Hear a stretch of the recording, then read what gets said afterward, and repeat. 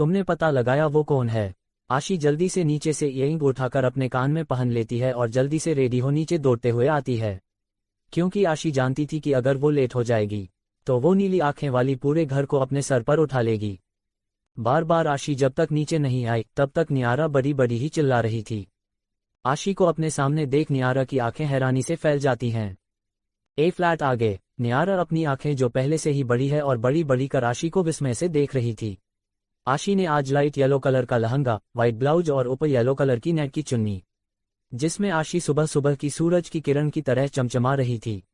आशी सीढ़ियों से जल्दबाजी में उतरते हुए अपने सर पर पल्लू रख लेती हैं, क्योंकि सामने छोटा रणधीर चौधरी जो खड़ा था। नियारा की इतनी तेज आवाज सुन आशी के साथ साथ बाकी के घर वाले भी आ गए थे। सभी अपने सामने च्युइंगम चबाती उस 5 फीट 5 इंच की दूध के जैसी सफेद मोटी मोटी नीली आंखें और उस पर कली हेयर जो कि उस लड़की की पर्सनैलिटी पर 4 चांद लगा रहे थे। रत्ना देवी आशी की ओर देख टोंट मारते हुए कहती है, अच्छा तो ये इस आशी की संगत है। नियारा आशी के सामने आकर आशी के चारों ओर आश्चर्य से चक्कर लगाते हुए हैरानी से कहती हैं, क्या ये मेरे सामने आशी जिंदल खड़ी है? इंडिया की टॉप मोस्ट बिजनेस वुमेन में से एक, द आशी जिंदल, जो खुद में एक ब्रांड है। वो मेरे सामने सर पर पल्लू लेकर लहंगे में खड़ी है। Oh my God, I can't believe my eyes that Aashi Jindal is really standing in front of me. मुझे यकीन नहीं हो रहा कि मेरे सामने आशी जिंदल खड़ी है। आशी नियारा को घूर कर देखती है। रणधीर चौधरी नियारा की ओर देखते हुए आशी से पूछते हैं, कौन है ये और सुबह सुबह आकर यहाँ तमाशा क्यों कर रही है? नियारा अपनी एक आईब्रो चढ़ाते हुए कहती हैं, तमाशा तो आपने बना रखा है मेरी सीईओ फ्रेंड का। क्या थी ये और क्या बना दिया? देसी हस्बैंड की देसी वाइफ। सभी घर वालों की नजरें आशी पर आकर थम जाती हैं। आशी अपनी एरोगेंस से भरी आवाज में कहती है, ये मेरी फ्रेंड है, किसी जरूरी काम से आई है, थोड़ी देर में चली जाएगी। नियारा आशी की बात को बीच में ही काटते हुए कहती हैं, ओह हेलो डियर फ्रेंड, तुम्हें कोई गलत फहमी हुई है, मैं यहाँ 1 वीक के लिए आई हूँ। आशी नियारा को हैरानी से अपनी छोटी नजरें कर देख रही थी, क्योंकि आशी को तो मानो विश्वास ही नहीं हो रहा था कि जो उसकी फ्रेंड बस 10 मिनट मिलकर अपने काम का बहाना कर चली जाती हैं, वो 1 हफ्ते के लिए आशी के साथ रहने आई है। आशी नियारा का हाथ पकड़ कर बाहर गार्डन में आ जाती है। आशी अपनी मोटी मोटी आंखों से नियारा को घूर रही थी, लेकिन नियारा तो सामने बेफिक्र हो चेयर पर बैठकर अपनी मुंह में ली च्युइंगम को फेंकने वाली थी कि तभी आशी नियारा के एक्शन को देख समझ जाती है कि नियारा क्या करने वाली है। नियारा ऐसा कुछ करती उससे पहले ही आशी साइड में रखे डस्टबिन की ओर इशारा करते हुए कोल्ड वॉइस में कहती है, वहां जाकर थूको इसे। आशी की सर्द आवाज सुन नियारा आशी को शांत करवाते हुए कहती हैं, बड़ी रिलैक्स, तुम तो ऐसे रिएक्ट करती हो जैसे मैंने किसी का मर्डर कर दिया हो। तुम्हारे अकेले के ऐसा करने से ये भारत स्वच्छ नहीं होने वाला। आशी अपनी सर्द नजरें नियारा पर बनाए रखती है। नियारा अपनी जगह से उठकर डस्टबिन में जाकर अपनी मुंह की च्युइंगम को थूक कर आ जाती है और फिर से चेयर पर फैलकर पैर पर पैर रखकर बैठ जाती है। आशी चारों ओर नजरें दौड़ाकर देखती है और धीरे से आशी से नियारा से कहती हैं, जो काम दिया था वो हुआ या नहीं? नियारा, बड़ी, तुम एक इशारा तो करो, फिर देखना उसका चैप्टर ही क्लोज कर दूंगी। आशी थोड़ी सी तेज आवाज में कहती है, पहले मैं जानना चाहती हूँ कि वो किसके लिए काम करता है। तुम जानती हो ना कि मैं तुम्हें ये काम इसलिए दे रही हूँ क्योंकि ये बात पापा से जुड़ी है। आशी की बातों में क्यूरोसिटी भी नजर आ रही थी, क्योंकि आशी जानना चाहती है कि आखिर कौन और क्यों कोई नहीं चाहता कि उसके पापा ठीक हो। ये आशी के लिए पता लगाना बहुत जरूरी था। नियारा एक प्राइवेट नंबर है, जो सबसे ज्यादा इनकमिंग कॉल्स है उस केयरटेकर के पास, लेकिन नंबर किसका है? और हाँ, कोई प्राइवेट अकाउंट से 10 लाख रुपए हर महीने उस केयरटेकर के बैंक अकाउंट में ट्रांसफर करता है। उस शख्स का पता लगाना मुश्किल है। आशी, मुझे तुमसे ये उम्मीद नहीं थी। आशी आगे अच्छे से चारों ओर तसली करती है कि कोई है तो नहीं। किसी को आसपास ना पाकर आशी नियारा से कहती है, प्लीज निया, क्या तुम अपनी एजेंसी की हेल्प नहीं ले सकती? नियारा टोटली शॉक थी और अपनी जगह से एक झटके के साथ खड़े होते हुए आशी को अपनी आंखें फैलाए सदमे से देख रही थी और कहती हैं, तुम पागल हो गई हो, मैं अपने पर्सनल काम के लिए उनकी हेल्प नहीं ले सकती, ये उनके रूल्स के अगेंस्ट है। एक आशी और श्री ही थी जो नियारा के काम के बारे में जानती थी, लेकिन नियारा को उम्मीद नहीं थी कि आशी कभी उसे अपनी पर्सनल इन्फॉर्मेशन निकलवाने के लिए नियारा की एजेंसी की हेल्प लेने के लिए कहेगी। नियारा एक सीक्रेट एजेंट है जो अपनी एजेंसी की ओर से मिले सीक्रेट मिशन को अंजाम देती है। बाकी कोई भी नियारा के काम के बारे में कुछ नहीं जानता, यहाँ तक कि नियारा की अपनी फैमिली भी नहीं। नियारा अपने सीक्रेट मिशन के बारे में किसी को कुछ नहीं बताती है। आशी ने ये सब बस उस शख्स को पकड़ने के लिए क्यूरियोसिटी और उत्सुक होकर कह दिया था, वरना नियारा की एजेंसी के सख्त रूल्स के बारे में आशी बहुत अच्छे से जानती है। आशी एक गहरी सांस ले खुद को नॉर्मल करते हुए कहती हैं, सॉरी निया, मैं जानती हूँ तुम्हारे रूल्स, लेकिन मैं खुद को इस समय लाचार महसूस कर रही हूँ। मैं जिंदल फैमिली के दुश्मन से बिना ये जाने कैसे निपट पाऊंगी कि वो कौन है और ये सब क्यों कर रहा है। ये कहते समय आशी की आंखों में हताशा साफ नजर आ रही थी। नियारा आशी की फीलिंग को अच्छे से समझ पा रही थी कि उसके पापा उसके लिए सबसे ज्यादा इंपॉर्टेंट रखते हैं। आशी के लिए उसके पापा किसी प्रोटेक्ट या सुपर हीरो से कम नहीं थे। सच कहे तो आशी को आज भी ऐसा ही लगता है कि उसके पापा की हालत उसे बचाने के चक्कर में ही ऐसी हुई है कि वो अब ठीक से बोल और चल भी नहीं सकते। और आशी ये जानने के लिए कुछ ज्यादा ही उत्सुक है कि वो कौन है जो ये सब कर रहा है। नियारा आशी को हक करके आशी को आश्वस्त करते हुए कहती है, मैं समझती हूँ तुम्हारी सिचुएशन और परेशानी को, लेकिन तुम जानती हो कि मैं भी मजबूर हूँ। मैं इससे ज्यादा तुम्हारी हेल्प नहीं कर सकती। आशी पीछे हट नियारा से कहती हैं, इट्स ऑक, मैं कुछ ज्यादा ही इमोशनल हो गई और सब जानते हुए भी वो सब कह दिया। नियारा को कुछ अलग सा अचानक फील होता है, जैसे उन्हें कोई घूर रहा हो। नियारा अपनी नजरें दौड़ती है तो कुछ दूरी पर बालकनी में खड़े शख्स पर नजर जाती है। जैसे ही नियारा उस ओर अपनी नजरें करती है, वो शख्स अपनी नजरें दूसरी ओर घुमा लेता है। नियारा आशी को टीस करते हुए कहती हैं, ओहो बड़ी, क्या तुम्हारा हस्बैंड तुम्हें इतना प्यार करता है कि तुम पर से अपनी नजरें भी नहीं हटा पा रहा। आशी नियारा से इरिटेशन से कहती हैं, लगता है तुम ये जॉब करते करते पागल हो गई हो। नियारा आशी के बगल में जाकर खड़ी हो जाती है और आशी को शोल्डर से पकड़कर उस ओर देखने का इशारा करती है, जिस और बालकनी में वो लड़का खड़ा था, लेकिन अब वहां कोई भी नहीं था। नियारा आशी से कहती हैं, शायद मैंने उन्हें डिस्टर्ब कर दिया, इसलिए चले गए। आशी, जब करण घर पर है ही नहीं तो वहां कैसे होगा। नियारा अपने मन में सोचती हैं, लेकिन मैंने तो देखा था, वो आशी को कैसे इंटेंस नजरों से देख रहा था। अगर वो बड़ी का हस्बैंड नहीं था तो कौन था। आशी नियारा से पूछती हैं, क्या तुम यहाँ किसी सीक्रेट मिशन पर हो, वरना तुम कभी 10 मिनट से ज्यादा नहीं रुकती कभी। नियारा एक मिस्टीरियस स्माइल कर अपनी पलकें झपका आशी के सवाल पर सहमति जता देती है। आशी जानती थी कि नियारा इससे ज्यादा कुछ भी नहीं बताएगी, इसलिए आशी आगे कुछ पूछती भी नहीं है। थोड़ी देर बाद आशी और नियारा अंदर चले जाते हैं। नियारा को आशी अपने कपड़े चेंज करने को देती है। नियारा मना करते हुए कहती हैं, मैं यहाँ शादी में शामिल होने नहीं आई। रुकने कहा वाली हो तुम। आशी अपनी एक आईब्रो उठाते हुए कहती है, यही रुकना है ना तो चुपचाप से ये साड़ी पहन लो।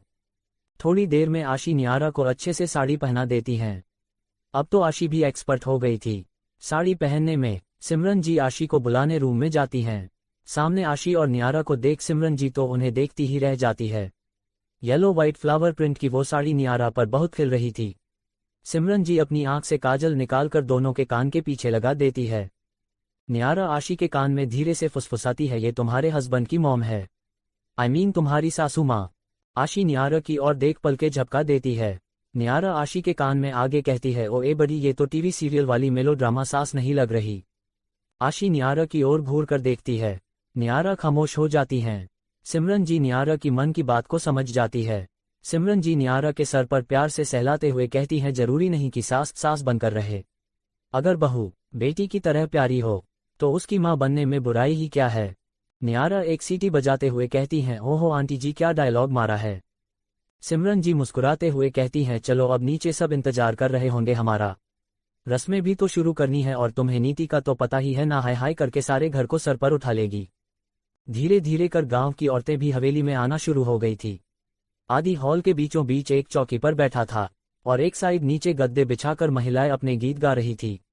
आज आदि की हल्दी जो थी, नीति एक सर्वेंट से कहती है, हाय हाय भैया, सबूत हल्दी मंगवाई थी, ना कि पाउडर वाली। सुहाना नीति से कहती हैं, मैं लाती हूँ छोटी मामी।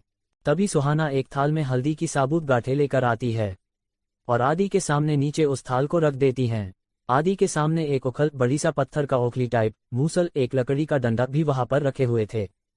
रत्ना देवी एक आरती का थाल लाती हैं और उसमें से कलावा लेकर आदि के हाथ पर बांध देते हैं और साथ में एक छोटे से लाल कपड़े में राय और एक बिल्कुल छोटा सा लोहे का टुकड़ा। रत्ना देवी आदि से कहती हैं, आज से शादी तक तुम ना ही घर की किसी भी चीज को हाथ लगाओगे और ना ही कोई काम करोगे।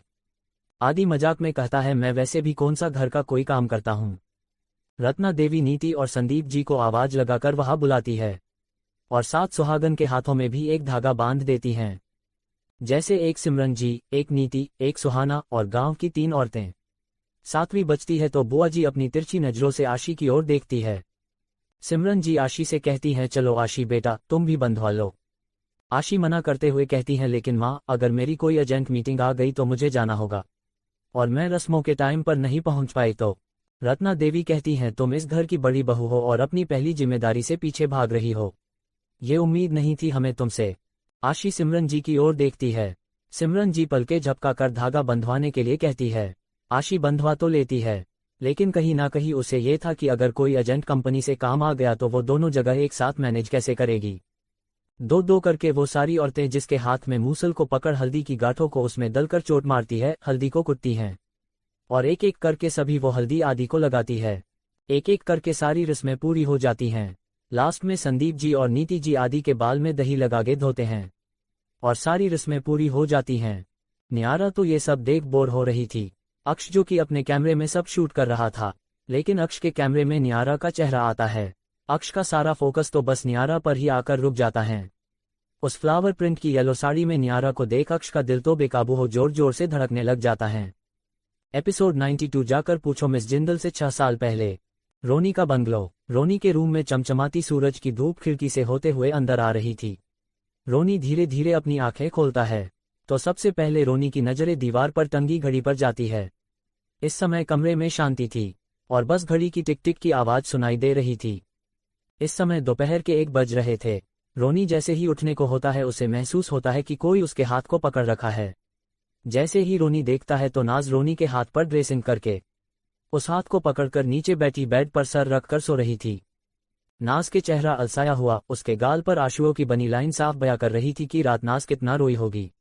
नाज की ऐसी हालत देख रोनी को अपने दिल में दर्द महसूस होता है।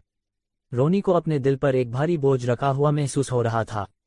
रोनी की आंखें झलक उठती है। रोनी अपना दूसरा हाथ नाज के चेहरे की ओर धीरे धीरे अपने कैपते हाथों को लेकर जाता है, लेकिन जैसे ही रोनी नाज का चेहरा छूने को होता है, उस कमरे की शांति को भंग करते हुए रोनी का फोन बज उठता है। रोनी नाज के हाथ से धीरे से अपना हाथ छुड़वाकर अपना कॉल पिक करता है। उधर से एक भारी आवाज रोनी के कानों में पड़ती है, उस लड़की को तुम प्यार दिखा रहे हो जिसकी बहन ने हमारे पेरेंट्स को मार दिया। तुम रास्ते से भटक नहीं सकते, समझे तुम। रोनी कुछ कहना चाहता था, लेकिन रोनी के कुछ कहने से पहले ही कॉल कट हो जाती है। रोनी बेचारगी से नाज की ओर देखता है और उठकर वॉशरूम में चला जाता है। कुछ देर बाद रोनी बाहर आता है और अपने हाथ में ली पानी की बाल्टी को नाज के ऊपर उलट देता है। नाज हाफते हुए हड़बड़ा कर उठती है और अपने चेहरे को अपने हाथ से साफ कर सामने खड़े रोनी को घूर कर देखती है। नाज खड़े होते हुए रोनी से कहती हैं, ये क्या बदतमीजी है, अब मुझे चैन से सोने भी नहीं दे सकते। रोनी गुस्से से घड़ी की ओर इशारा करते हुए कहता है, टाइम देखा है तुमने? दोपहर के 1 बज रहे हैं और महारानी जी कह रही है मुझे सोने नहीं दे सकते। नाज जैसे ही घड़ी की ओर देखती है, उसकी आंखों तो मानो अभी बाहर निकलकर आ जाएंगी। रोनी नाज को घड़ी को ऐसे घूरता हुआ देख नाज के सामने चुटकी बजाते हुए कहता है, तुम्हारे ऐसे घड़ी को घूरने से समय पीछे नहीं जाने वाला, जाकर अपना काम पूरा करो। सफाई की शुरुआत इसी कमरे से करना। इतना कह रोनी वॉशरूम की ओर जाता है, लेकिन नाज के शब्द सुन रोनी के कदम वही जम से जाते हैं। नाज चिल्लाते हुए कहती हैं, क्यों कर रहे हो तुम ये सब? कैसे कोई 2 ही दिन में अपनी बातों से मुकर सकता है, अपनी ही कही बातों से? नाज की आंखें भर आती है और भरे गले से नाज आगे कहती है, क्या मैंने कहा था तुमसे कि मुझसे शादी करो? क्या मैं आया थी तुम्हारे पास कि मुझे अपना लो? नहीं ना, तो क्यों अब ये सब क्यों कर रहे हो? रिवेंज लेना है? रिवेंज? किस बात का रिवेंज लेने के लिए मेरी जिंदगी बर्बाद कर रहे हो? मैंने क्या किया है जो मुझसे रिवेंज ले रहे हो? रोनी नाज की बाजू मजबूती से पकड़ते हुए कहता है, क्यों जानना है तुम्हें? क्या करोगी जानकर? नाज तो हैरानी से रोनी को देख रही थी। रोनी आगे कहता है, जाकर मिस जिंदल से क्यों नहीं पूछती कि 6 साल पहले किसका एक्सीडेंट किया था उसने? और जाओ जाकर बता दो मिस जिंदल को तुम्हारे और मेरे बारे में। जाओ जाकर बता दो, तुम्हें टॉर्चर करता हूं मैं। मेरा तो काम ही आसान करोगी तुम। मिस जिंदल को तुम्हारे दर्द से, तुम्हारी तकलीफ के बारे में जानकर ज्यादा दर्द होगा। रोनी की बातें सुन नाज तो सदमे में ही पहुंच जाती है। नाज की आंखें लाल हो चुकी थी। नाज रोनी की कॉलर पकड़ते हुए गुस्से से कहती हैं, तुम झूठ बोल रहे हो। मेरी दी ने किसी का एक्सीडेंट नहीं किया है, समझे तुम। मेरी दी ऐसा कुछ नहीं कर सकती। रोनी अपनी कॉलर नाज के हाथ से छुड़वाकर नाज के हाथों को झटकते हुए कहता है, 4 साल पहले तुम्हारी दी और तुम्हारे डैड का एक्सीडेंट हुआ था। जाओ जाकर पूछो किसके साथ हुआ था और किसने किया था। नाज, किसने किया था ये तुम्हें जानने की जरूरत है, मुझे नहीं। मुझे अपनी दी पर पूरा भरोसा है, वो कुछ गलत नहीं कर सकती। एक पल के लिए मैं ये मान लेती अगर तुम मेरा नाम भी लेते, लेकिन मेरी दी मर जाएंगी, किसी के साथ गलत नहीं करेंगी।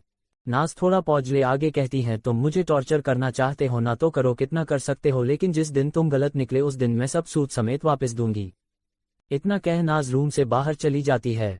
नाज के जाने के बाद रोनी खुद से कहता है, 2 साल मिस जिंदल के साथ काम करने के बाद मेरा भी उन पर इतना ही भरोसा है, लेकिन उनको मैं सबूत ढूंढ कर कैसे दूं, मेरे यकीन को यकीन में बदलने के लिए। निशिका का घर रंग बिरंगी लड़ियों, फूलों और पर्दों से सजा हुआ था, किसी दुल्हन की तरह। सारी सेम रस्में निशिका के साथ भी की जाती है जो आशी के साथ की गई थी।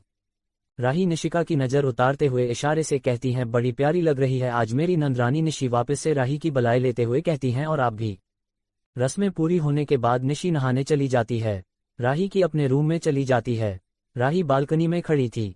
आज जब निशी के मम्मी पापा सारी रस्में कर रहे थे तो उन्हें देख रही इमोशनल हो जाती हैं और बालकनी का दरवाजा खोल दरवाजे से लगकर खड़ी हो जाती है और मन ही मन अपनी किस्मत को कोस रही होती है कि उसके प्यास उसके माँ पापा क्यों नहीं है, उसे अपना पास्ट याद क्यों नहीं है। तभी पीछे से निवान राही को गले लगाते हुए कहता है, क्या हुआ, कोई परेशानी है जो दोपहर में भी इस बालकनी के सामने खड़ी हो। राही पीछे मुड़कर निवान को टाइटली हग कर लेती है। निवान जब राही का चेहरा देखता है तो अपनी परेशानी से भरी आवाज में कहता है, क्या हुआ राही, तुम रो क्यों रही हो। राही के आंसू साफ करते हुए कहता है। राही निवान से पीछे हटते हुए साइन लैंग्वेज में कहती है, मुझे कुछ याद क्यों नहीं आता, मैं अपनी रियल आइडेंटिटी को जानना चाहती हूँ, अपनी फैमिली से मिलना चाहती हूँ। आशी जी ने भी कुछ नहीं बताया। निवान राही को दिलासा देते हुए कहता है, वो मेंटली ठीक नहीं है, अगर उन्हें कुछ याद होता तो वो जरूर बताती, सच छिपाने से उन्हें क्या मिलेगा। निवान खुद से ही कहता है, लेकिन मुझे ऐसा क्यों लग रहा है कि आशी जिंदल कुछ तो जानती है तुम्हारे बारे में पर छिपा रही है। मांगेराम जी का घर। रमा मांगे जी के सामने बैठी थी और रमा बार बार बीती रात से एक ही सवाल दोहरा रही थी, उस बच्ची के वो सब जिसने किया, क्या आप उसे जानते हैं। लेकिन मांगे जी तो पूरी रात से चुपी सादे एक खंभे के सहारे जमीन पर बैठे थे। अब रमा का सब्र जवाब दे चुका था। रमा अपनी जगह से खड़े होते हुए गुस्से से लाल आंखों में पानी लिए मांगे जी से कहती हैं, देखिए जी, अब आपका बहुत हुआ, अगर आप कुछ नहीं बताएंगे तो मैं खुद जाकर बड़े मालिक से पूछ लेती हूँ। ये सुन जो मांगे राम जी अब तक सदमे में बैठे थे, वो अब अचानक से उठकर रमा के सामने जाकर अपनी बाहें फैलाकर रास्ता रोककर खड़े हो जाते हैं। रमा सवालिया नजरों से देखते हुए कहती हैं, सी, इसका मतलब आप जानते हैं, लेकिन आप क्यों नहीं बता देते सभी को उसके बारे में। और एक बार सोचिए, हमारी बच्ची के साथ अगर ये हुआ होता तो क्या तब भी आप उस गुनहगार को खुलेआम घूमने देते। ये सब कहते समय रमा का गला भर आता है और आंसू उसके गाल पर लुढ़क जाते हैं। रमा आगे कहती हैं, बताइए क्यों बड़े मालिक नहीं चाहते कि सच सामने आए और वो किस वचन की बात कर रहे थे। मांगे राम जी वही जमीन पर उपडू बैठकर अपने दोनों हाथों से अपना सर पकड़कर बैठ जाते हैं। रमा जी भी उनके सामने पंजों के बल बैठकर उनके कंधे पर हाथ रखकर उन्हें दिलासा देने की कोशिश करती है। मांगे जी कहते हैं, वो लड़की करण बाबा की पत्नी है, इसलिए बड़े मालिक नहीं चाहते सभी को सच पता चल, क्योंकि वो गुनहगार अभी उसी घर में है। रमा की आंखें फैल जाती हैं और मुंह खुला का खुला। रमा को एक गहरा सदमा लगता है। रमा रोते हुए मांगे जी से कहती हैं, क्या करण बाबा को सब पता होगा। वो बच्ची आज भी तो यही चाहती होगी, जिसने वो सब किया उसे कड़ी से कड़ी सजा मिले, और आप उस शख्स को छिपा रहे हैं। क्यों एक वचन के चलते आप एक राक्षस को सजा से बचा रहे हैं।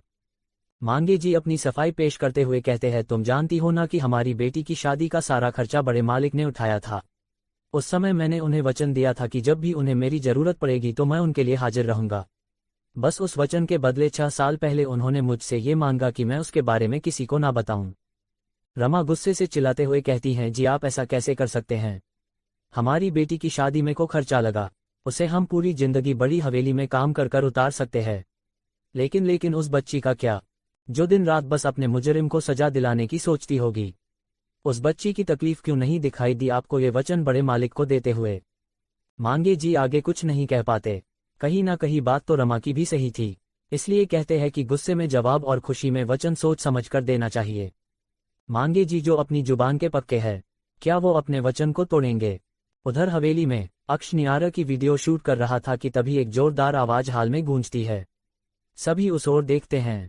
अक्ष का कैमरा नियारा की हील के नीचे था और नियारा गुस्से से लाल चेहरा लिए अपनी बड़ी बड़ी आंखों से अक्ष को घूर रही थी और अपनी हील को पटक पटक के अक्ष के कैमरे पर मार रही थी। अक्ष तो हैरानी परेशानी के साथ नियारा को बिना पलके झपकाए देख रहा था। दोनों ही एक दूसरे की आंखों में देख रहे थे, एक की आंखों में हैरानी तो दूसरे की आंखों में परेशानी, घबराहट, अपनी चोरी पकड़े जाने का डर। अक्ष एक बार जमीन पर टुकड़ों में बिखरे अपने कैमरे को और एक बार नियारा को देख रहा था। अक्ष के सामने खड़ी लड़की ने अक्ष के 60,000 वाले कैमरे को 60 सेकंड में टुकड़ों में बिखरा कर रख दिया था। आशी न्यारा के पास जाकर कहती है, न्यारा ये सब क्या है? तुमने अक्ष का कैमरा क्यों तोड़ दिया? न्यारा गुस्से में अपनी सुलगती आंखों से अक्ष को घूरते हुए कहती है, पूछो ना, इसी लड़के से पूछो कर क्या रहा था ये। आशी अक्ष की ओर हैरानी और कंफ्यूजन से देख रही थी। अक्ष अपने सच के पकड़े जाने के डर से खुद को कवर करते हुए कहता है, भाभी वो मैं तो बस सारी रस्में शूट कर रहा था अपने कैमरे में, और ये नीली आंखों वाली मेरे कैमरे में गलती से आ गई और मेरे कैमरे की कैसी हालत कर दी इसने भाभी। बेचारी सी शकल बनाते हुए कहता है। ये देख न्यारा का गुस्सा हद पार कर जाता है। न्यारा अपनी मुठ्ठियां कसते हुए किसी जंगली बिल्ली की तरह अक्ष पर झपटे हुए अक्ष के कॉलर को टाइटली पकड़ते हुए कहती हैं, ज्यादा ओवरस्मार्ट बनने की जरूरत नहीं है मिस्टर, तुम जैसे हजारों सीधे किए हैं मैंने। एपिसोड 93 वो जगह यही आसपास है। सिमरन जी न्यारा से कहती हैं, न्यारा तुम्हें कोई गलत फहमी हुई होगी, अक्ष ऐसा लड़का नहीं है जैसा सब तुम सोच रही हो। न्यारा अभी भी अपनी सुलगती आंखों से अक्ष को देख रही थी। आशी न्यारा का हाथ पकड़कर उसे अपने साथ अपने रूम में ले जाती है। न्यारा आशी के पीछे जा तो रही थी, पर अक्ष को खा जाने वाली नजरों से पीछे मुड़कर देख रही थी। नीति अक्ष को डांट लगाते हुए उसके कान को मरोड़ते हुए कहती है, हाय हाय अक्ष ऐसा कौन करता है? अक्ष हैरानी से नीति से कहता है, अब मैंने ऐसा भी क्या कर दिया चाची? वीडियो शूट तो मैंने आपकी भी की थी, आपने तो मेरा कैमरा नहीं तोड़ा। अपना कान नीति के हाथ से छुड़वा कर सहलाते हुए कहता है। आदि अक्ष के कंधे पर हाथ रख कर कहता है, वो हम सबको देख रहा था कि जानबूझकर किया था या तूने गलती से? आदि धीरे से अक्ष के कान में फुसफुसाता है, कहीं इस नीली आंखों वाली न्यारा के लिए हमारे डॉक्टर साहब का दिल बगावत करने पर उतर आया। आदि अक्ष को टीज करते हुए कहता है, सोच अगर तेरी इससे शादी हो गई तो फिर ये तो तुझे अपनी इन आंखों से ही मार देगी। इतना कह आदि स्माइल कर चला जाता है।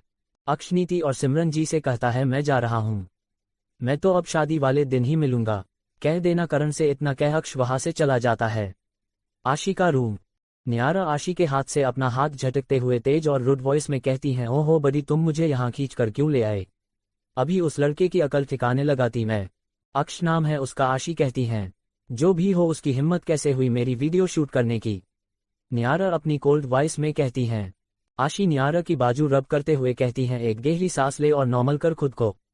सिमरन जी आकर आशी के रूम का डोर नॉक कर कहती हैं, आशी नीचे करण तुम्हारा बाहर कार में वेट कर रहा है, उसके साथ ज्वेलरी शॉप से ज्वेलरी ले आना, ये लिस्ट है सब मैच कर लेना। इतना कह अंदर आते हुए आशी को एक पर्ची देती है। आशी उस लिस्ट को चेक करने के बाद कहती है, माँ इसमें सब डबल डबल क्यों है? एक तुम्हारे और एक निशी के लिए। सिमरन जी आशी के सवाल का जवाब देते हुए कहती हैं।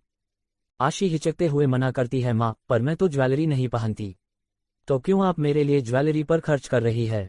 सिमरन जी आशी का चेहरा थाम कर कहती हैं, ये सब मैं नहीं, बाबूजी ने करने को कहा है, इस घर की दोनों बहुओं को बराबर मान सम्मान देने के लिए। आशी की नजरें छोटी हो जाती हैं। उसे तो मानो अपने कानों पर यकीन नहीं हो रहा था कि रणधीर चौधरी आशी को बहू होने का मान सम्मान देना चाहते हैं। दरवाजे पर खड़ा अर्जुन अंदर आकर सिमरन जी को अपनी ओर घुमाते हुए कहता है, माँ क्या कहा आपने? फिर से कहो, मुझे अपने कानों पर यकीन नहीं हो रहा। रणधीर चौधरी भाभी को बहू होने के हक दे रहे हैं। सिमरन जी अर्जुन को गाल पर हल्की से चपत लगाते हुए कहती हैं, तू नहीं सुधरने वाला। कितनी बार समझाया है बड़ों को नाम से बुलाते, दादाजी है वो तुम्हारे। अर्जुन सिमरन जी के कंधे पर सर रख कर कहता है, क्या करूँ माँ, ये रणधीर चौधरी जो है मुझे वो और उसकी सोच बिल्कुल भी पसंद नहीं। सिमरन जी अर्जुन को आंखें दिखाते हुए कहती हैं, आज जो कहा दोबारा मत कहना, वो इस घर के बड़े हैं। सिमरन जी आशी को देख कर कहती हैं, तुम चेंज करके चली जाओ, ये अर्जुन तो पागल है, बस पता नहीं तुम्हारे कंट्रोल में कैसे रहता है। न्यारा तो बस सब सुन रही थी लेकिन उनकी बातों में कोई इंटरेस्ट नहीं दिखा रही थी। न्यारा को एक मैसेज रिसीव्ड होता है। न्यारा बालकनी में जाकर उस मैसेज को रीड करती है। न्यारा की बहरे वो मैसेज रीड कर सिकुड़ जाती है। न्यारा वापस आती है तो देखती है रूम में कोई नहीं था। आशी वॉशरूम में चेंज करने गई थी और सिमरन जी और अर्जुन रूम से जा चुके थे। करण बाहर पार्किंग में आशी का वेट कर रहा था। करण अपनी घड़ी में देखते हुए कहती हैं, अरे या छोरी कितनी देर लगावेगी, अरे ये लड़की कितनी देर लगाएगी। तभी अचानक से आशी आकर पीछे से करण को हक कर लेती है। करण ये महसूस कर गुस्से में आकर आगे करते हुए गर्दन पर अपनी पकड़ कसते हुए कहता है, कौन सा तू, मेरे ते टच करन की हिम्मत भी क्यों कर करी, छोरी है बस इस खातर छोड़ू हूँ, कौन हो तुम, मुझे टच करने की हिम्मत भी कैसे की, लड़की हो बस इसलिए ज्यादा कुछ नहीं कह रहा। ये कह करण अपनी पकड़ ढीली करता है। आशी जो करण के पीछे खड़ी वो नजारा देख दंग रह गई थी।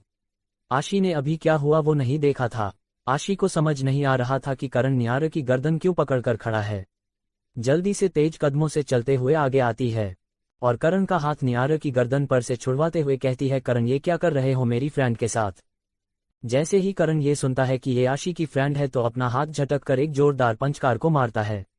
आशी तो इस पर कुछ रिएक्ट नहीं करती है क्योंकि वो तो करण के गुस्से से वाकिफ थी, लेकिन नियारा तो आंखें फाड़े करण के गुस्से को देख रही थी। करण जाकर बिना कुछ कहे कार में बैठ जाता है। नियारा आशी के पास जाकर कहती हैं, ओह बड़ी इतना गुस्सा तुम्हारे हबी में, मैं तो बस मजाक कर रही थी, ये ऐसे रिएक्ट करेगा मुझे पता नहीं था। आशी छोटी नजरें कर नियारा को सवालिया नजरों से देख रही थी। नियारा आशी की नजरों में सवाल को भांपकर अपने दोनों कान पकड़ते हुए कहती है, सॉरी मैं तो चेक कर रही थी कि तुम्हारे हस्बैंड तुम्हारे लिए लॉयल है या नहीं, लेकिन मुझे क्या पता था बड़ी ये तुम्हारा हबी ऐसे रिएक्ट करेंगे। वैसे जो भी बंदा कड़क है। आशी घूरकर नियारा को देखती है। आशी अपनी कोल्ड वॉइस में कहती है, लेकिन क्या तुमने निया कारण छोटी छोटी बातों पर गुस्सा नहीं करता, जरूर तुमने कुछ ऐसा किया है जो करण को हर्ट हुआ है। नियारा आशी के सवाल को इग्नोर करते हुए कहती है, अरे जा लेट नहीं हो रहा तुम्हें। इतना कह आशी को कार के पास ले जाकर कार का डोर खोलकर आशी को करण की साइड सीट पर बैठाकर करण से कहती है, सॉरी बड़ी के हबी, मेरा वैसा कोई गलत इंटेंशन नहीं था आपको हक करने का, मैं तो बस आपकी लॉयल्टी चेक कर रही थी। करण बिना नियारा की ओर देखकर गुस्से से अपनी तेज आवाज में कहता है, दरवाजा बंद कर और साइड हो। नियारा जो कि अभी भी आशी को कार में बिठाने के बाद डोर को पकड़कर खड़ी थी। आशी तो नियारा की करण को हक करने वाली बात को सुन सदमे में ही पहुंच गई थी। आशी को यकीन नहीं हो रहा था कि नियारा जैसी लड़की करण के साथ ऐसा कुछ करेगी। आशी अब समझ गई थी कि करण को नियारा की इस बेवकूफ वाली हरकत पर गुस्सा आया था, जो कि करण की ओर से जायज भी था। कोई भी आकर उसे ऐसे कैसे हक कर सकती है, ये बात करण को बहुत हर्ट हुई थी। करण आशी के लिए जो फील करता है वो बस आशी के लिए ही बना है, किसी और की तरफ तो करण आंख उठाकर भी नहीं देखता। और कोई ऐसे आकर अचानक पीछे से हक करेगा तो क्या करण को आशी के टच और किसी और के टच का एहसास नहीं होगा। नियारा पीछे हो दरवाजा बंद कर देती है और करण अपनी कार स्टार्ट कर वहां से चला जाता है। आशी और करण की कार जब तक आंखों से ओझल नहीं हुई तब तक नियारा वही खड़ी होकर देखती रही। उनकी कार के नियारा की आंखों के सामने से गायब होने के बाद नियारा अपनी वॉच से एक कॉल कनेक्ट कर कहती है, बॉस काम हो गया, आगे क्या करना है। उधर से कुछ इंस्ट्रक्शन नियारा को एक मैसेज के थ्रू भेज दिए जाते हैं। नियारा की जेब में उसका हाई टेक्नोलॉजी से लेस फोन पर नोटिफिकेशन आता है। उधर एक अंधेरे कमरे में बैठा शख्स करण की लोकेशन लाइव चेक कर रहा था। नियारा ने गले लगाने के बहाने करण की पॉकेट में जीपीएस ट्रैकिंग डिवाइस लगा दिया था। उधर करण और आशी ज्वेलरी शॉप पर पहुंच जाते हैं। ज्वेलरी शॉप का ऑनर करण को देखकर ग्रीट करता है और कहता है, माफ करना करण बाबा, मेरे यहाँ आज आदमी कम थे तो मैंने आप ही को गहने लेने यहाँ बुला लिया। करण बड़ी ही पोलिटली कहता है, कोई बात ना काका, अगर मैं आ गया तो कौन सी घनी बड़ी बात होगी। कोई बात नहीं काका, अगर मैं आ गया तो कौन सी बड़ी बात हो गई। ये देखकर लग ही नहीं रहा था कि ये वही करण है जो अभी नियारा पर कुछ देर पहले गुस्सा कर रहा था। अब करण का गुस्सा कहीं दूर दूर तक नजर नहीं आ रहा था। करण आशी से वो लिस्ट लेता है जो सिमरन जी ने आशी को दी थी और सारे गहने उस लिस्ट के अकॉर्डिंग चेक करके पैक करवा लेता है और बिल की पूछता है तो वो दुकानदार जवाब देते हुए कहता है, वो तो बड़े मालिक ने दे दिया, सारा हिसाब नक्की है करण बाबा। वो दुकानदार करण को मस्का लगते हुए कहता है, करण बाबा नए नए कलेक्शंस आए हैं, बहू रानी के लिए ले लो, कुछ दिखाऊं। आशी मना करते हुए कहती है, सॉरी सर, मुझे ज्वेलरी का कोई शौक नहीं है, रहने दीजिए, हमें कुछ नहीं चाहिए। इतना कह आशी करण को लेकर बाहर आ जाती है, पर कोई था जो दोनों को वही शॉप में छिपकर देख रहा था। उन दोनों के वहां से जाने के बाद एक आदमी जिसकी उम्र 55 साल होगी लेकिन वो दिखने में 32 साल का लग रहा था, उसकी पर्सनैलिटी उसकी उम्र से कोसों परे थी। उस आदमी को वो दुकानदार ग्रीट करते हुए कहता है, मालिक आप करण बाबा को ऐसे छुप छुप कर क्यों देख रहे हो। वो आदमी बिना कुछ बोले अपना चेहरा मास्क से ढककर बाहर आकर एक ब्लैक पजेरो में आकर बैठ जाता है और अपनी कार ले वहां से निकल जाता है। करण और आशी हवेली वापस जा रहे थे। करण शॉर्टकट लेकर एक कच्चे रास्ते पर लेकर चला जाता है। आशी जो कि खिड़की से बाहर देख रही थी, अचानक से आशी करण की ओर मुड़कर कहती है, गाड़ी रोको। करण एकदम से ब्रेक लगाता है और एक तेज आवाज के साथ उस सुनसान कच्ची सड़क पर करण की कार रुकती है। सूरज ढल चुका था, हल्का हल्का अंधेरा छाया हुआ था। करण आशी की ओर मुड़कर कहता है कि होया, अरे गाड़ी क्यों रुकवाए, क्या हुआ, यहाँ कार क्यों रुकवाए। आशी ने तो मानो करण की बात सुनी ही ना हो। आशी कार से नीचे उतर जाती है और इधर उधर हड़बड़ाहट से देखने लग जाती है। आशी को कुछ ढूंढते हुए देख करण भी जल्दी से कार से नीचे उतरकर आशी के पास जाकर आशी को बाजू से पकड़ते हुए गले लगाकर आशी को शांत करवाते हुए आशी की कमर को सहलाने लगता है। करण आशी की हड़बड़ाहट और देख समझ जाता है कि आशी को कुछ तो हुआ है। करण आशी को कंफर्ट कराते हुए पूछता है, तू इस जगह ने पिछाने है, तुम इस जगह को पहचानती हो? आशी अपना सर हाँ में हिला देती है। आशी करण से पीछे हट कहती है, मुझे ऐसा लग रहा है जैसे ये जगह मैंने देखी है, और वो जगह भी यही आसपास है। एपिसोड 94 खुद से सच बता दो, मेरे पास और भी रास्ते हैं। करण आशी की हड़बड़ाहट और देख समझ जाता है कि आशी को कुछ तो हुआ है। करण आशी को कंफर्ट कराते हुए पूछता है, तू इस जगह ने पिछाने है, तुम इस जगह को पहचानती हो? आशी अपना सर हाँ में हिला देती है। आशी करण से पीछे हट कहती है, मुझे ऐसा लग रहा है जैसे ये जगह मैंने देखी है, और वो जगह भी यही आसपास है। आशी करण से कहती है, क्या तुम इस जगह को आसपास से अच्छे तरीके से पहनते होगे? क्या यहाँ आसपास कोई गोदाम है? करण अपनी छोटी नजरें कर कहता है, यहाँ गोदाम है, कुछ दूरी पर मेरे पीछे आओ। लेकिन कहीं ना कहीं करण थोड़ा हैरान परेशान था। करण आशी का हाथ पकड़कर उसे अपने साथ 1 फुट की कच्ची सड़क पर अंदर को लेकर जाता है। कुछ दूर पैदल चलने पर करण और आशी के सामने एक जली सी फैक्ट्री या गोदाम टाइप था। आसपास सुनसान वीरान सी जगह थी। दूर दूर तक खेतों और पेड़ पौधे के अलावा कुछ भी नजर नहीं आ रहा था। आशी करण की बाजू मजबूती से पकड़कर कहती हैं, ये वही जगह है करण। इतना कहते ही आशी के सामने किसी फिल्म की रील की तरह आशी की आंखों के सामने आने लगता है। आशी अपने चेहरे को अपने हाथ में भर लेती है। ये देख करण आशी को टाइटली हग कर लेता है। करण समझ गया था कि हो ना हो ये वही जगह है जहां आशी के साथ वो सब हुआ होगा। लेकिन करण उस जगह के बारे में जानकर ज्यादा हैरान था, क्योंकि ये चौधरी की प्रॉपर्टी का हिस्सा थी। करण आशी को कंफर्ट करता है और वापस से लेकर कार की ओर चला जाता है। कुछ देर में आशी और करण हवेली पहुंच जाते हैं। करण की कार जैसे ही हवेली के अंदर आकर रुकती है, एक सर्वेंट तेजी से करण के पास आकर कार से सारा सामान उतार देता है और करण से कहता है, करण बाबा बड़े मालिक आप दोनों का इंतजार कर रहे हैं। करण बस अपनी पलकें झपका देता है। आशी ने भी उस सर्वेंट की बात सुन ली थी। आशी को समझ नहीं आता कि रणधीर चौधरी अब क्यों उनका वेट कर रहा है। आशी का वेट रणधीर चौधरी कर रहा है, इस बात पर यकीन किसी को भी नहीं हो रहा था। आशी और करण के साथ साथ अंदर लिविंग एरिया में मौजूद हर शख्स कंफ्यूज्ड था।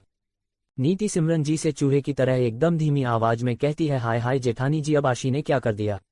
जो बाबूजी आशी का घर पर आने का पिछले 1 घंटे से इंतजार कर रहे हैं। सिमरन जी अपनी आंखों से इशारा कर नीति को शांत होने के लिए कहती है। नीति अपनी गर्दन हिला सामने देखने लग जाती है। आशी और करण जैसे ही अंदर आते हैं, आशी अपने सर पर पल्लू रख लेती हैं। रणधीर चौधरी आशी और करण को आता देखकर अपनी कुर्सी से खड़े हो जाते हैं और आशी को अपने पास आने का इशारा करते हैं।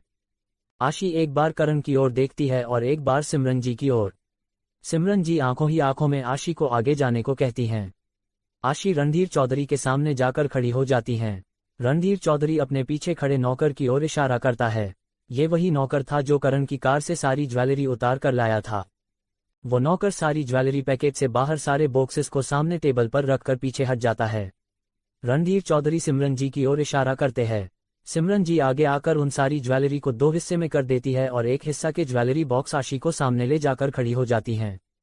आशी मना करते हुए सिमरन जी से कहती हैं, माँ मैंने पहले भी आपसे कहा था और अब फिर से कहती हूँ, मुझे इन सब की जरूरत नहीं है। आशी ने इतना ही कहा था कि एक रौबदार आवाज पूरे लिविंग एरिया में गूंज उठती है। तुमसे किसी ने पूछा नहीं है तुम्हें क्या चाहिए और क्या नहीं। तुम्हें आज तुम्हारा हक मिल रहा है। ये सब तुम्हारा ही है जो कुछ तुम्हें दिया जा रहा है। अर्जुन जो एक कोने में खड़ा एप्पल खा रहा था, उसके हाथ से वो एप्पल छूट जाता है, लेकिन नीचे गिरने से पहले ही नियारा कैच कर लेती हैं। अर्जुन तो सदमे में आ गया था। अर्जुन को समझ नहीं आ रहा था कि अभी अभी रणधीर चौधरी ने जो कुछ भी कहा वो खुद रणधीर चौधरी ने कहा है या अर्जुन ने कुछ गलत सुन लिया। अर्जुन अपने कान में उंगली डाल कान खुजाता है और नियारा के हाथ से अपना एप्पल वापस लेते हुए कहता है, हे क्या जो मैंने अभी सुना वो तुमने भी सुना? नियारा चिढ़ते हुए कहती हैं, ओह जो जितना बोलेगा तुम्हें उतना ही तो सुनेगा, फालतू कैसे सुनोगे तुम बच्चे। अर्जुन, ओहो नीली आंखों वाली, मैं कोई बच्चा नहीं हूँ, 20 साल का हूँ मैं, बड़ा हो चुका हूँ मैं। नियारा एटीट्यूड के साथ अर्जुन को टीस करते हुए कहती है, हाँ इतने बड़े हो गए हो कि कभी कभी ड्रग्स भी ले लेते हो। नियारा की बात सुन अर्जुन बिना पलके झपकाए नियारा को देख रहा था। वो हैरानगी के साथ आशी की ओर देखता है। ये देख नियारा समझ जाती है कि अर्जुन सोच रहा है कि नियारा को ये आशी ने बताया है। अर्जुन को आशी की ओर देखता पाकर नियारा कहती है, बड़ी ने नहीं बताया मुझे। अर्जुन हैरानी से, तो तुम्हें कैसे पता? नियारा कहती है, ज्यादा दिमाग मत दौड़ा बच्चे, इतना कह नियारा बाहर चली जाती है। नियारा को इस फैमिली ड्रामा में बिल्कुल भी इंटरेस्ट नहीं था। आशी ये सब लेते हुए हिचक रही थी। अर्जुन आगे आकर आशी से कहता है, क्या भाभी रणधीर चौधरी आपको बहू होने का दर्जा देने की बात कर रहे हैं और आप है कि ये सब ले नहीं रही। इतना कह अर्जुन सिमरन जी के हाथ से बॉक्सेस लेकर आशी के हाथ में थमा देता है। लेकिन रणधीर चौधरी की आगे की बात सुन अर्जुन के हाथ से वो बॉक्सेस आशी के हाथ में ठीक से देने से पहले ही एक तेज आवाज के साथ नीचे जुट जाते हैं। कुछ बॉक्स ओपन होकर खुल भी जाते हैं। तुम्हें जैसे रहना है वैसे रह सकती हो, जो करना है कर सकती हो। आज तक तुम्हें इस घर में जितनी भी तकलीफ हुई है उसके लिए हम माफी मांगना चाहते हैं। अर्जुन पीछे मुड़कर अपनी बड़ी बड़ी आंखों से रणधीर चौधरी की ओर सदमे से देख रहा था, और यही हाल यहाँ मौजूद हर सदस्य का था। नीति का तो मुंह खुला का खुला ही रह जाता है। किसी को भी यकीन नहीं हो रहा था कि रणधीर चौधरी, गांव का सरपंच जिसके सामने हर कोई झुककर रहता है, वो शख्सियत अपने घर की बहू से माफी मांग रहा है। लेकिन ये तो सिर्फ रणधीर चौधरी और कुछ गिनती के लोग ही जानते थे कि ये माफी असल में है किस बात के लिए है। आशी के गुनहगार को छिपाने के लिए है। अर्जुन अपने दोनों कानों में उंगली डाल खो जाता है और अपने दोनों कान के पास चुटकी बजाते हुए कहता और सिमरन जी से कहता है, माँ मुझे बराबर सुनाई तो दे रहा है ना, या आज मेरे कान बज रहे हैं? मुझे कुछ समझ नहीं आ रहा। सिमरन जी जो खुद सदमे में थी, वो अर्जुन की बात सुन घूर कर देखती है। अर्जुन तब तक तो रत्ना देवी के पास पहुंच गया था। अर्जुन रत्ना देवी के सामने आकर कहता है, छोटा रणधीर चौधरी बातों को दोहराओगी? मुझे यकीन नहीं हो रहा कि गांव में अपना हुकूमत रखने वाला रणधीर चौधरी मिसेस सेहरावत से माफी मांग रहा है। राज जी गुस्से से अर्जुन को कहते हैं, अर्जुन बंद करो अपना ये तमाशा, बच्चे नहीं हो बड़े हो गए हो तुम, कब अकल आएगी तुम्हें? आशी जो इतनी देर से सबकी बातें सुन रही थी, आशी नीचे झुककर बिखरी ज्वेलरी को बॉक्स में रखकर टेबल पर रखकर खड़ी हो रणधीर चौधरी की आंखों में आंखें डाल अपनी खामोशी तोड़ते हुए कहती हैं, दादाजी आपकी माफी मांगना कुछ समझ नहीं आ रहा। रही बात अर्जुन की, तो जो रिएक्शन अर्जुन का है वो मेरे साथ साथ बाकी घरवाले का भी है। बस फर्क इतना है कि अर्जुन अपने बचपने में सब बोल देता है जो उसके मन में सवाल आता है, और यही सवाल मेरा भी है कि आप मुझसे माफी बस उन छोटी मोटी हुई हमारे बीच बहस या नोक झोंक के लिए तो नहीं मांग रहे हैं। ये आंखें तो कुछ और बयां कर रही है दादाजी, जिसका जवाब तो मैं आदि की शादी के बाद लूंगी। अभी मैं सब बिखेरना नहीं चाहती। इतने कह आशी अपने रूम में चली जाती है। आशी की बात का मतलब कहीं ना कहीं रणधीर चौधरी तो समझ ही गए थे, लेकिन घरवालों की समझ से परे था। करण रणधीर चौधरी के सामने आकर खड़ा हो जाता है और कहता है, दादा या बेचैनी क्यों है नाखामा? या तो आप खुद तय सच बता दो, नी तो मेरे दोहरे और भी राह है। सच बार लान के दादाजी ये बेचैनी क्यों है इन आंखों में? या तो आप खुद से सच बता दो, नहीं तो मेरे पास और भी रास्ते हैं सच बाहर लाने के। इतना कह करण भी आशी के पीछे रूम में चला जाता है। सभी घर वाले हैरान थे कि आखिर करण और आशी इस तरीके से रणधीर चौधरी से बात क्यों कर रहे थे, और करण किस सच की बात कर रहा था। करण का कमरा, आशी बालकनी में खड़ी चांद को देख रही थी। करण आशी के पास आकर खड़ा हो जाता है और आशी से कहता है, आशी बस थोड़े दिन और, मैं वादा करूँ सू चाहे जो भी हो जा उसने सजा जरूर मिलेगी। बस मेरा साथ ना छोड़िए आशी, बस कुछ दिन और मैं वादा करता हूँ चाहे वो जो भी हो उसे सजा जरूर मिलेगी। बस हमेशा मेरे साथ रहना। करण आगे कहता है, धन्यवाद जगह याद आगी ने इन बस वो शख्स भी सामी आ जागा। आज दादा ने जो माफी मांगी सर किते ने काइट वो साफ दिखावे सर कि दादा जाने सर कि वो शख्स कौन सा, वरना वे छोटी छोटी बाता खातर माफी मांगेंगे मन ने यकीन ना होंदा। अब तुम्हें वो जगह याद आ गई है ना, अब बस वो शख्स भी सामने आ जाएगा। आज दादाजी ने जो माफी मांगी है, कहीं ना कहीं वो साफ दर्शाता है कि दादाजी जानते हैं कि वो शख्स कौन है, वरना वो छोटी छोटी बातों के लिए माफी मांगेंगे मुझे यकीन नहीं होता।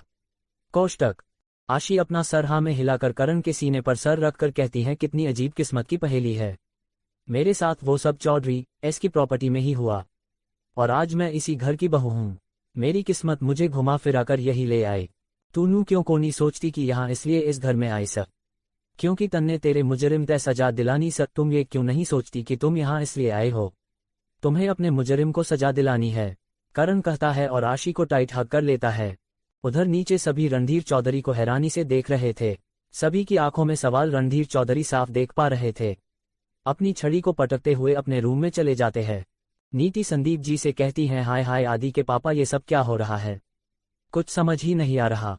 संदीप जी नीति को शांत करवाते हुए कहते हैं, नीति जी आप शांत रहेंगी, जो आपको समझ में आ रहा है वही मुझे समझ आया है।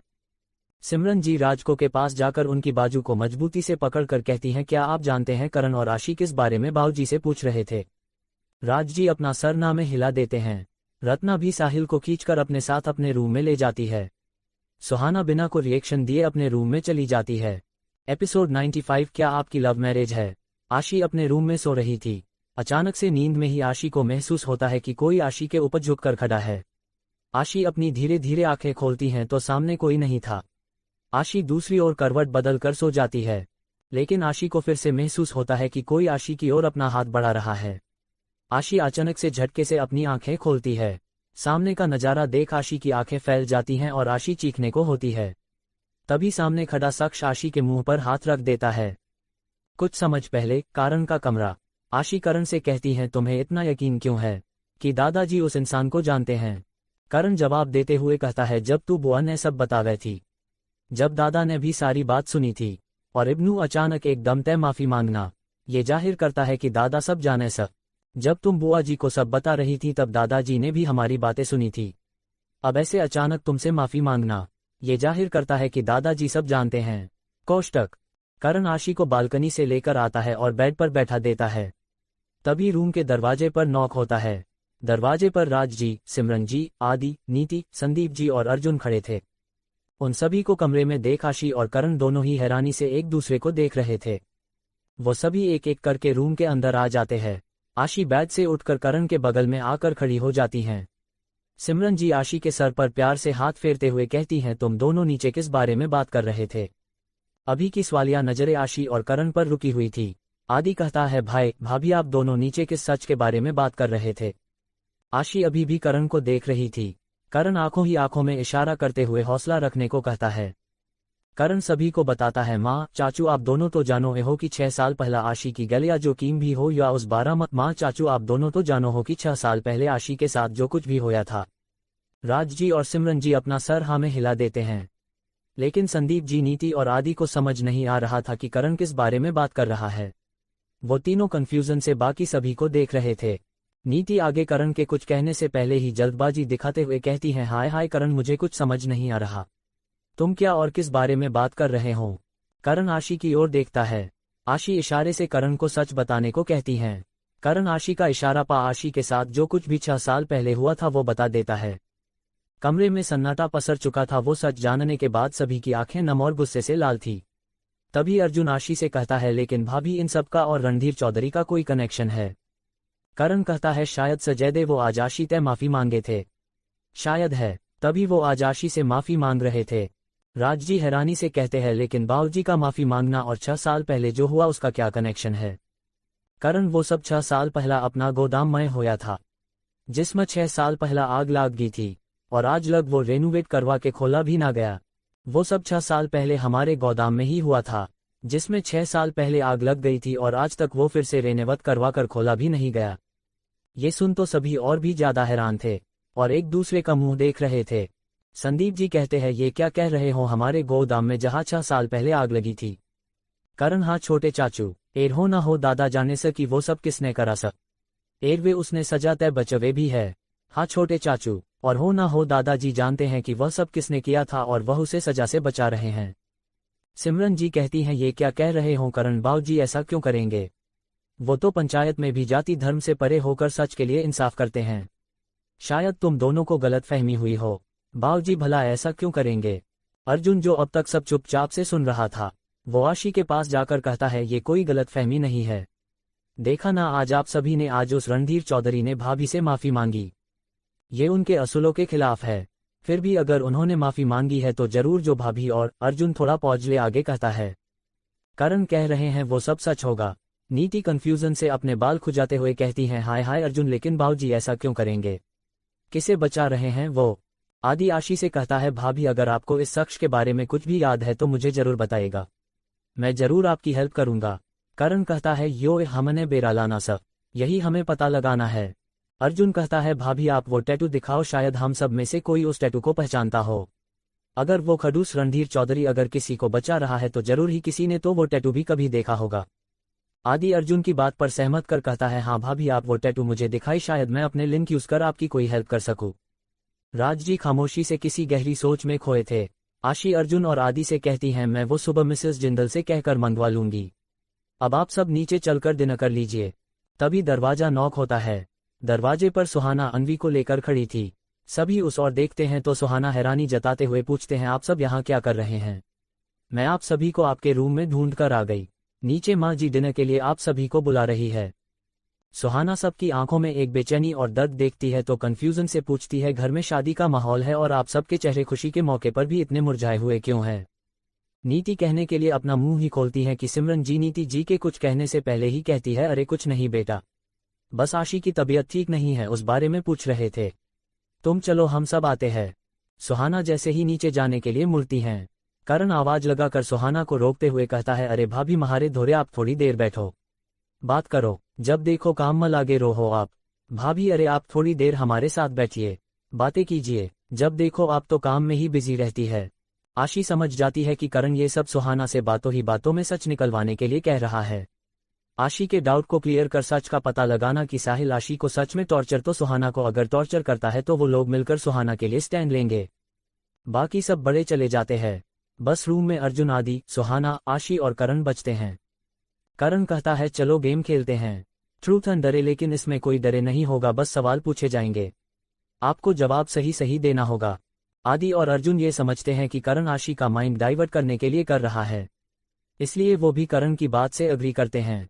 और सुहाना जो मना कर रही थी, बार बार सभी के कहने पर सुहाना भी मान जाती है। सभी नीचे एक साइड में मैट बिछाकर शकल बना बैठ जाते हैं। आशी अर्जुन और करण के बीच में थी, अर्जुन के बगल में सुहाना और फिर आदि जो कि करण के बगल में। बीच में एक खाली कांच की बोतल लेकर अर्जुन घुमाता है। सबसे ज्यादा अर्जुन एक्साइटेड था। सबसे पहले बोतल का मुंह आशी की ओर आता है तो अर्जुन सवाल करते हुए पूछता है, भाभी आप शादी के 2 महीने बाद तक घर क्यों नहीं आई थी? आशी करण की ओर देखती है और जवाब देते हुए कहती है, मैं तब डाइवोर्स लेना चाहती थी, बस इसलिए मैंने कभी इस रिश्ते को निभाने के बारे में नहीं सोचा था। अर्जुन दूसरा सवाल उदास होते हुए पूछता है, क्या आप आज भी यही चाहती है? आशी छोटी नजरें कर कोल्ड वॉइस में कहती हैं, एक टाइम पर एक ही सवाल अलाउड है। करण मुस्कुराते हुए आशी को साइड से शोल्डर को पकड़ते हुए कहता है, बेवकूफ अगर ऐसा होता तो आज आशी इस घर में होती, बेवकूफ ऐसा होता तो कि आज आशी इस घर में होती। करण की बात सुन अर्जुन खुशी से ओवर एक्साइट होकर घुटनों के बल बैठकर आशी को गले लगा लेता है और खुशी से चहकते हुए कहता है, भाभी आप सच में अब हमेशा के लिए इसी घर में रहेंगे, हम सब के साथ। करण ने अर्जुन के सर पर प्यार से चपत लगाते हुए कहा, अच्छा अब थोड़ा पीछे हो, तू 20 साल का सा 5 का कोनी जो इसकी गोदी में बैठने हो रहा है। अच्छा अब थोड़ा पीछे हो, तू 20 साल का है, 5 साल का नहीं जो इसकी गोद में बैठने को हो रहा। अब आशी बोतल को घूमती है, बोतल आदि पर आकर रुकती है। आशी आदि से सवाल करती है, क्या आपकी लव मैरिज है? आदि नहीं भाभी, इतनी अच्छी किस्मत कहा, अरेंज मैरिज है, लेकिन मैं पहले से निशी को जानता हूँ। अपना चेहरा लटकाते हुए कहता है और फिर 2 ही मिनट बाद हंसने लग जाता है। आदि आगे कहता है, बट मुझे निशिका से कोई प्रॉब्लम नहीं है और ना ही अरेंज मैरिज से। अब आदि बॉटल घूमता है जो करण पर रुकती हैं। आदि सवाल करता है, आपकी ये एक्सीडेंटल मैरिज कब हुई ये तो बता दो। करण कहता है, लंबी कहानी है, बाद में बताऊंगा, कोई दूसरा सवाल पूछ ले। आदि कुछ सोचते हुए कहता है, आपने भाभी को पहली बार कब देखा था? करण जब मैं 8 साल का था तब। सभी एक साथ एक्साइटमेंट में पूछते हैं, कब? करण मुस्कुराते हुए बोला, भाइयों और भाभी एक ही सवाल करना है। करण घुमाता है तो सुहाने के सामने बॉटल रुकती है। करण भाभी क्या आप और साहिल भाई के बीच कोई झगड़ा हुआ है? सुहाना थोड़ा हड़बड़ाते हुए कहती हैं, ये ऐसा सवाल क्यों पूछ रहे हो? ऐसा कुछ नहीं है। इतना कह सुहाना वहां से चली जाती है। सुहाना की आंखों में आई नमी को आशी और करण भाप चुके थे। आदि कंफ्यूजन से कहता है, सुहाना भाभी ऐसे क्यों चली गई? आशी कहती है, छोड़ो सब चल कर डिनर कर लो, पता है ना कि माँ और चाची हम सब के खाना खाने के बाद खाना खाते हैं। सभी उठकर डिनर करने चले जाते हैं। थोड़ी देर बाद आशी अपने रूम में सो रही थी। अचानक से नींद में ही आशी को महसूस होता है कि कोई आशी के ऊपर झुककर खड़ा है। आशी अपनी धीरे धीरे आंखें खोलती हैं तो सामने कोई नहीं था।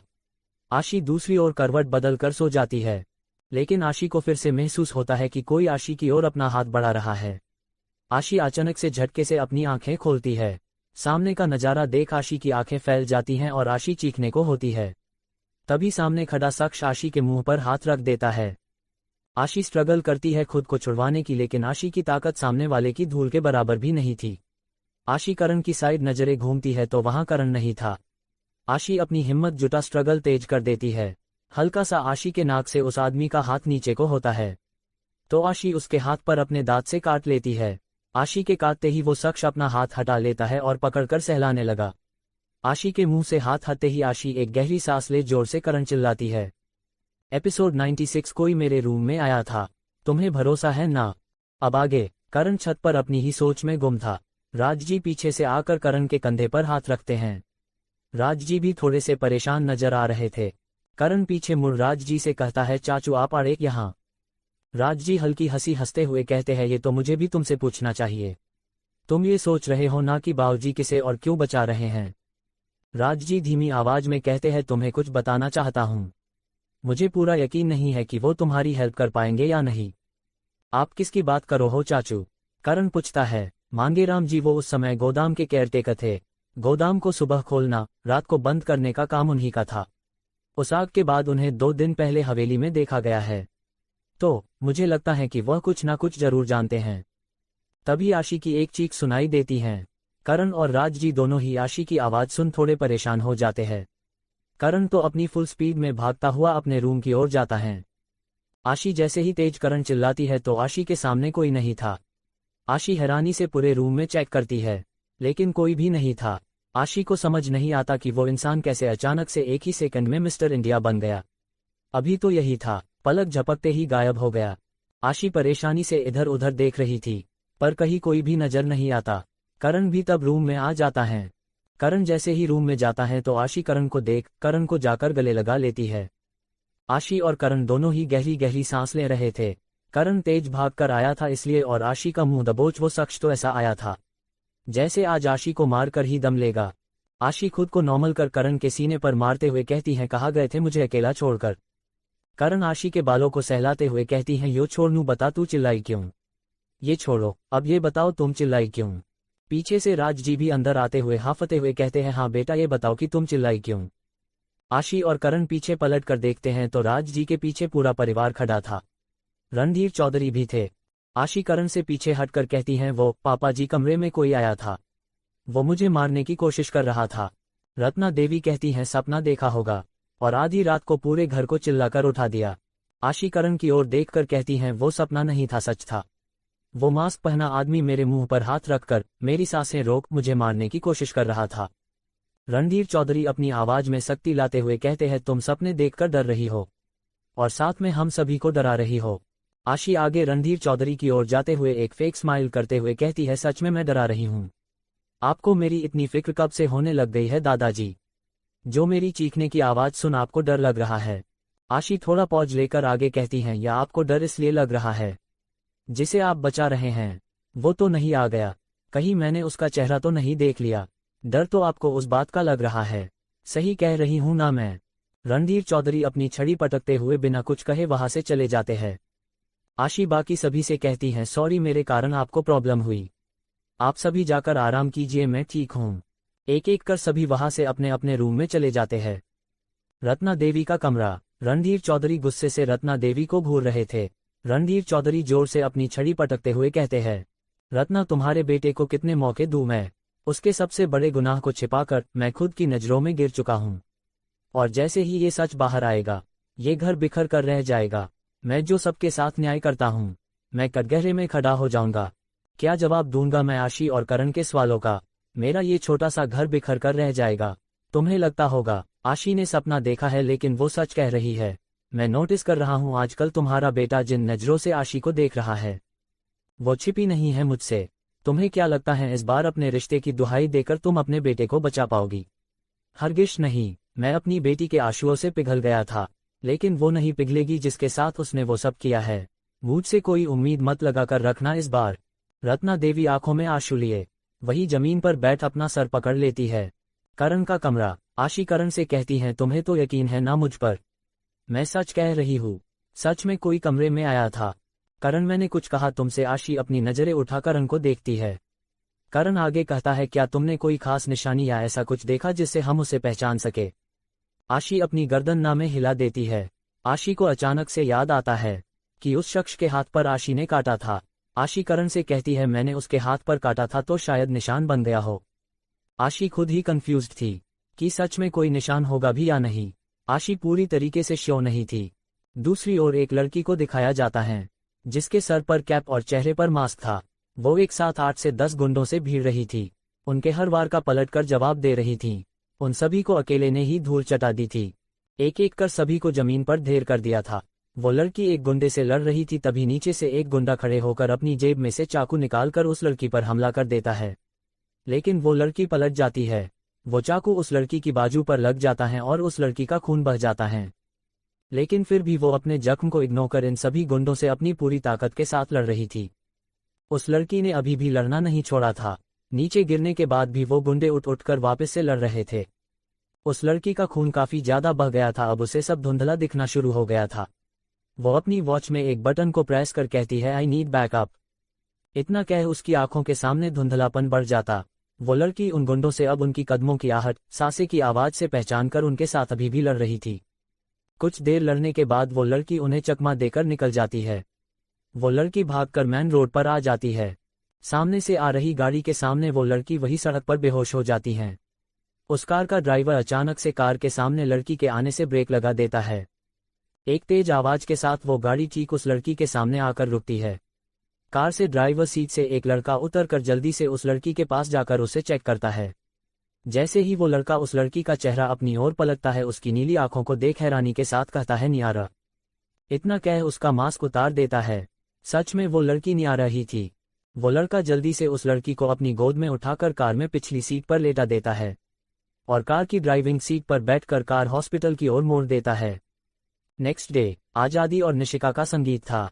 5 स्टार रिजॉर्ट में। चौधरी और गहलोत फैमिली कोई छोटी मोटी फैमिली नहीं थी।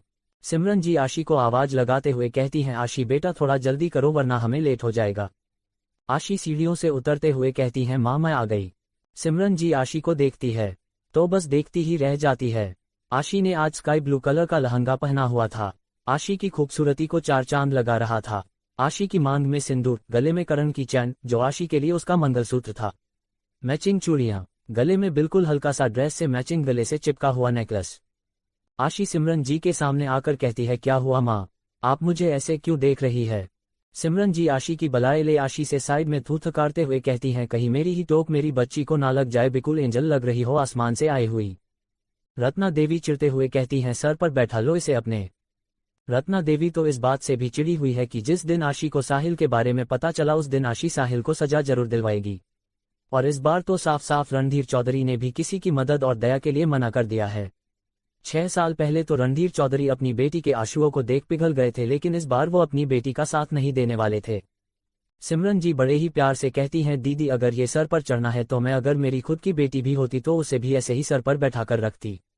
वैसे भी मेरे तो सारे बच्चे सर पर बैठा रखे हैं तो अपनी बहू को पीछे कैसे छोड़ सकती हूँ। रत्ना देवी सिमरन जी का ऐसा जवाब सुन और भी ज्यादा चिढ़ जाती है और मुंह बनाते हुए हवेली से बाहर चली जाती है। नीति और मीतू, सुहाना भी रेडी होकर आ जाते हैं। सभी ने आज स्काई ब्लू कलर के कपड़े पहने थे। रणधीर चौधरी कहते हैं, आज की तारीख में वहां संगीत में पहुंच जाओगी तुम सभी। आज ही संगीत है और कल शादी है। सिमरन जी नजरें झुकाकर कहती हैं, जी बाऊ जी बस सब रेडी है, हम जा ही रहे हैं। कुछ देर बाद सारी लेडीज संगीत के लिए निकल जाती है। पूरा रिजॉर्ट रंग बिरंगी लड़ियों फूलों से सजाया गया था, एकदम किसी नई नवेली दुल्हन की तरह। सभी लेडीज रिजॉर्ट के अंदर आ जाती है। निशी की फैमिली यहाँ पहले से ही मौजूद थी। निशी ने लाइट ब्लू कलर का फ्लोवरला प्रिंट का लहंगा पहना हुआ था। निशी सामने बीचों बीच बैठी थी। निशी के पास राही बैठी थी जिसने डार्क ब्लू कलर का लहंगा पहना हुआ था। नत्तू भी थी। आज नत्तू ने ब्लू साड़ी, सिंपल सी ज्वेलरी, जो नत्तू की खूबसूरती में चार चांद लगा रहे थे। निशी की फैमिली जैसे ही करण की फैमिली को देखते हैं तो अपनी जगह से खड़े होकर उन सभी के वेलकम करने चली जाती है। निशी की मॉम मिसेस गहलोत आगे जाकर सबसे पहले बुआ जी के पैर छूते हैं और फिर सिमरन जी और नीति के गले मिलते हैं। निशी और राही भी उन तीनों के पैर छूते हैं। निशी जैसे ही आशी के पैर छूने जाती है, आशी थोड़ा पीछे हो निशी को ठीक से खड़े कर देते हैं। आशी कहती है, निशी प्लीज मुझे मेरे पैर छूकर ऐसा फील मत करवाओ कि मैं बूढ़ी हो गई हूँ। मैं तुमसे 1 ही साल बड़ी हूँ, प्लीज आगे से मेरे पैर मत छूना। इतना कह आशी निशी को गले लगा लेती है। निशी पीछे हटकर मुस्कुराते हुए कहती है, जैसी आपकी इच्छा जेठानी जी। राही आशी के सामने आकर खड़ी हो जाती है। राही को देख आशी अपनी नजरें फेर लेती है। आशी कहीं ना कहीं राही से नजरें मिलने में असहज महसूस कर रही थी क्योंकि आशी ने राही को उसके पेरेंट्स की डेथ को लेकर सच नहीं बताया था। एपिसोड 97 मैंने और नाज ने शादी कर ली। राही आशी को उम्मीद भरी नजरों से देख रही थी। क्या पता आशी कुछ तो राही के बारे में बता दें। लेकिन आशी कहीं ना कहीं राही की उम्मीद को तोड़ना नहीं चाहती थी। वो राही को सच बताकर दर्द तकलीफ नहीं देना चाहती। राही की उम्मीद को तोड़ना नहीं चाहती, लेकिन शायद आशी का सच छिपाना आशी को महंगा पड़ सकता है। आशी राही को इग्नोर कर आगे चली जाती है। आशी एक साइड में खड़ी थी और निशिका बाकी सब मेहंदी लगवा रहे थे। सिमरन जी ने भी मेहंदी लगवा ली थी। सिमरन जी आशी के पास आकर कहती हैं, आशी बेटा। आशी जी माँ। सिमरन जी तुम भी मेहंदी लगवा लो।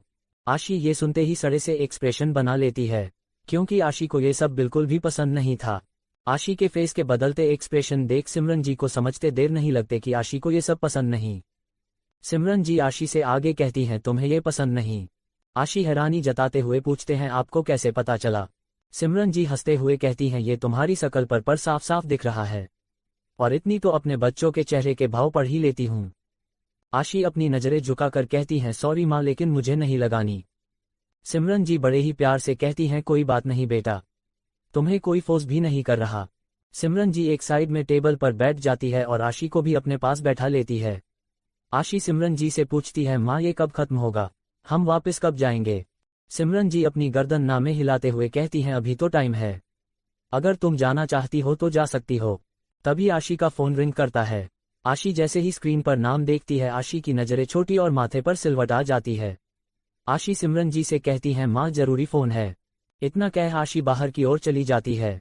राही जो मेहंदी लगवा रही थी उसकी नजरें आशी पर टिकी थीं। आशी को बाहर जाता देख राही मेहंदी वाली को इशारे से छोड़ने को कहती हैं। मेहंदी वाली राही से कहती हैं, मैम बस 10 मिनट कंप्लीट हो जाएगा। राही इशारे से जल्दी जल्दी करने को कहती हैं। राही आशी से बात करना चाहती थी, लेकिन राही को कभी कुछ समय ही नहीं मिला राही को आशी से बात करने का। राही की मेहंदी जैसे ही कंप्लीट होती है, वो आशी को ढूंढने बाहर चली जाती है। नत्तू का घर। डॉक्टर कबीर आकाश जी की रिपोर्ट लेकर उनका चेकअप करने आते हैं। श्री घबराहट से पूछती है, डॉक्टर आकाश जी की रिपोर्ट्स ठीक तो है ना? डॉक्टर कबीर बड़ी ही रुहाशी आवाज में धीरे से कहते हैं, मिस जिंदल का डाउट सही निकला। सच में मिस्टर जिंदल को गलत मेडिसिन दी जा रही थी। ये सुन देव का चेहरा गुस्से से लाल हो जाता है। पार्वती जी इशारे से देव को डॉक्टर के सामने शांत रहने को कहते हैं। डॉक्टर कबीर एक प्रिस्क्रिप्शन पर कुछ मेडिसिन लिखकर श्री को देते हुए कहते हैं, देखिए मिसेस जिंदल, आपको मिस्टर जिंदल की डाइट और टाइम टेबल का अच्छे से ध्यान देना होगा, और दिन में 3 से 4 बार एक्यूपंक्चर मसाज देनी होगी, और इन सब से ऊपर दुआ है ये जल्दी की ठीक हो जाए, इसलिए हम अपना बेस्ट देंगे। बाहर रिजॉर्ट की पार्किंग में आशी रोनी को छोटी नजरों से घूरते हुए गुस्से से कहती हैं, अगर तुम यहाँ हो तो नाज कहाँ है? रोनी खामोशी से नजरें झुकाए खड़ा था। रोनी हकलाते हुए कहता है, मैं यहाँ आपसे 6 साल पहले हुए एक्सीडेंट के बारे में जानने आया हूँ। आशी गुस्से से रोनी के शर्ट के कॉलर को पकड़ते हुए कहती हैं, तुम्हें उससे कोई मतलब नहीं होना चाहिए, लेकिन मुझे मेरे सवाल का जवाब चाहिए। कहाँ है नाज? नाज की सिक्योरिटी की रिस्पॉन्सिबिलिटी तुम्हारी है। नाज ट्रिप पर गई है तो तुम यहाँ क्या कर रहे हो? रोनी हैरानी से एक झटके के साथ आशी की ओर देखता है। रोनी नहीं जानता था कि आशी को ये नहीं पता कि नाज और रोनी ने शादी कर ली है। रोनी को अपनी ही सोच में खोए हुए देख आशी इरिटेशन से कहती है, मैं तुमसे कुछ पूछ रही हूँ रोनी।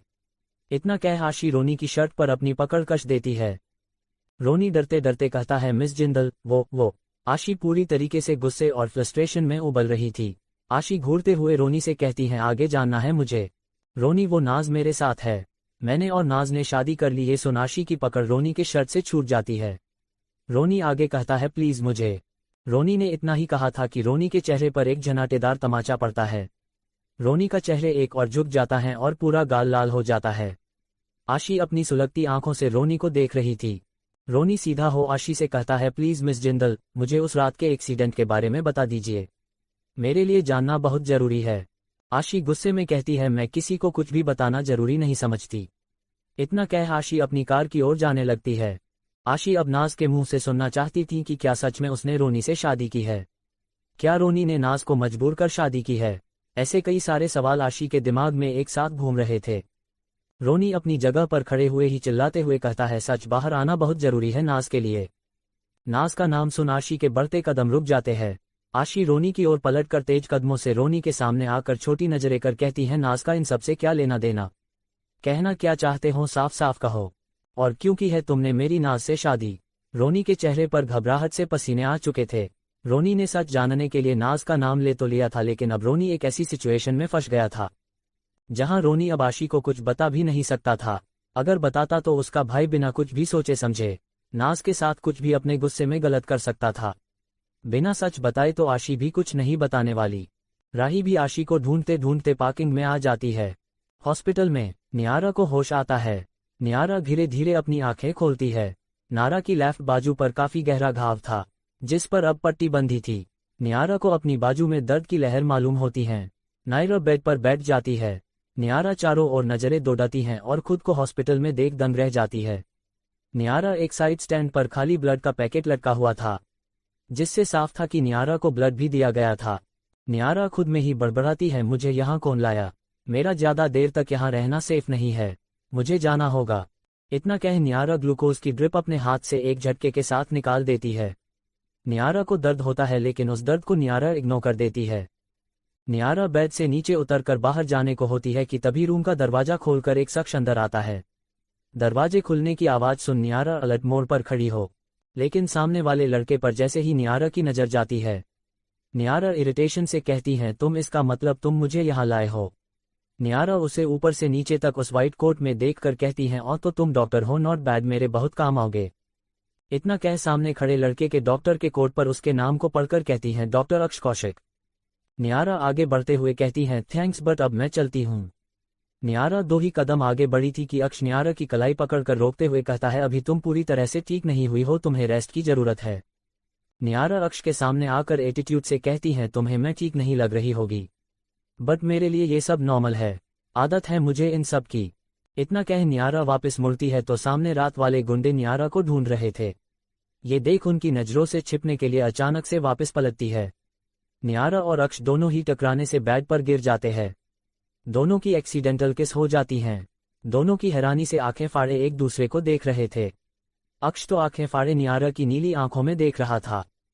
अक्ष की तो दुनिया ही रुक गई थी। अक्ष ने तो मानो सोचने की क्षमता भी खो दी हो।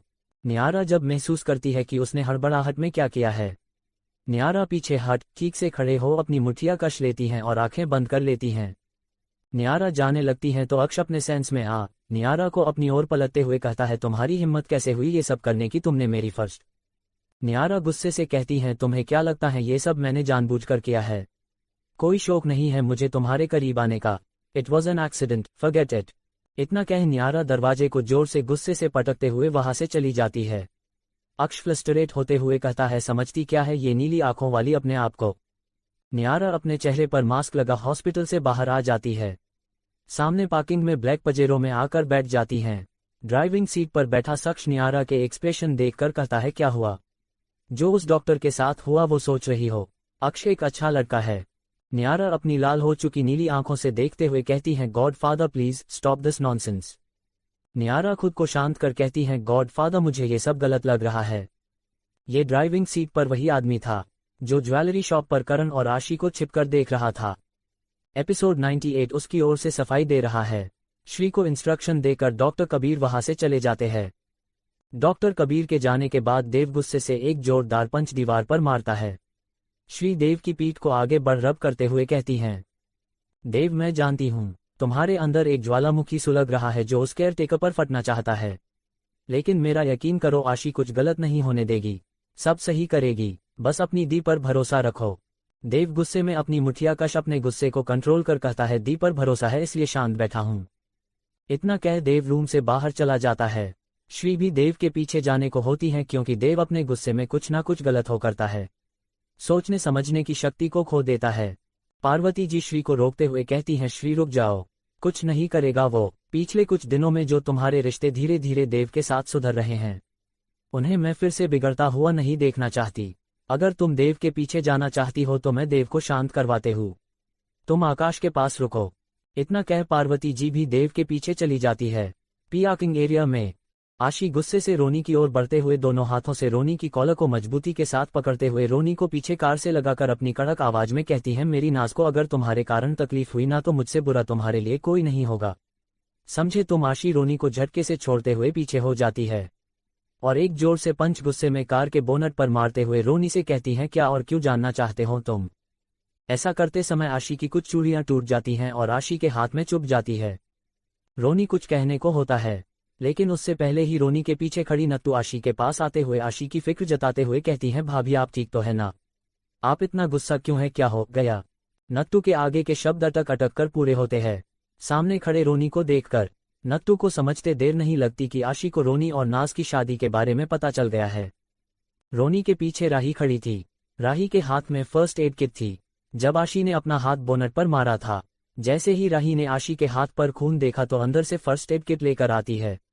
राही रोनी के बगल से होकर आशी और नत्तू के पास आकर नत्तू को फर्स्ट एड किट देते हुए साइन लैंग्वेज में कहती है, अब जल्दी से इनकी ड्रेसिंग करो, देख क्या रही हो तुम।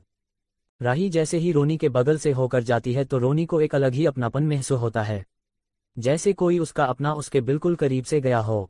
रोनी राही की ओर आगे बढ़ता है, लेकिन उससे पहले ही घर के बाकी सभी बाहर आकर आशी नत्तू राही को घेर लेते हैं।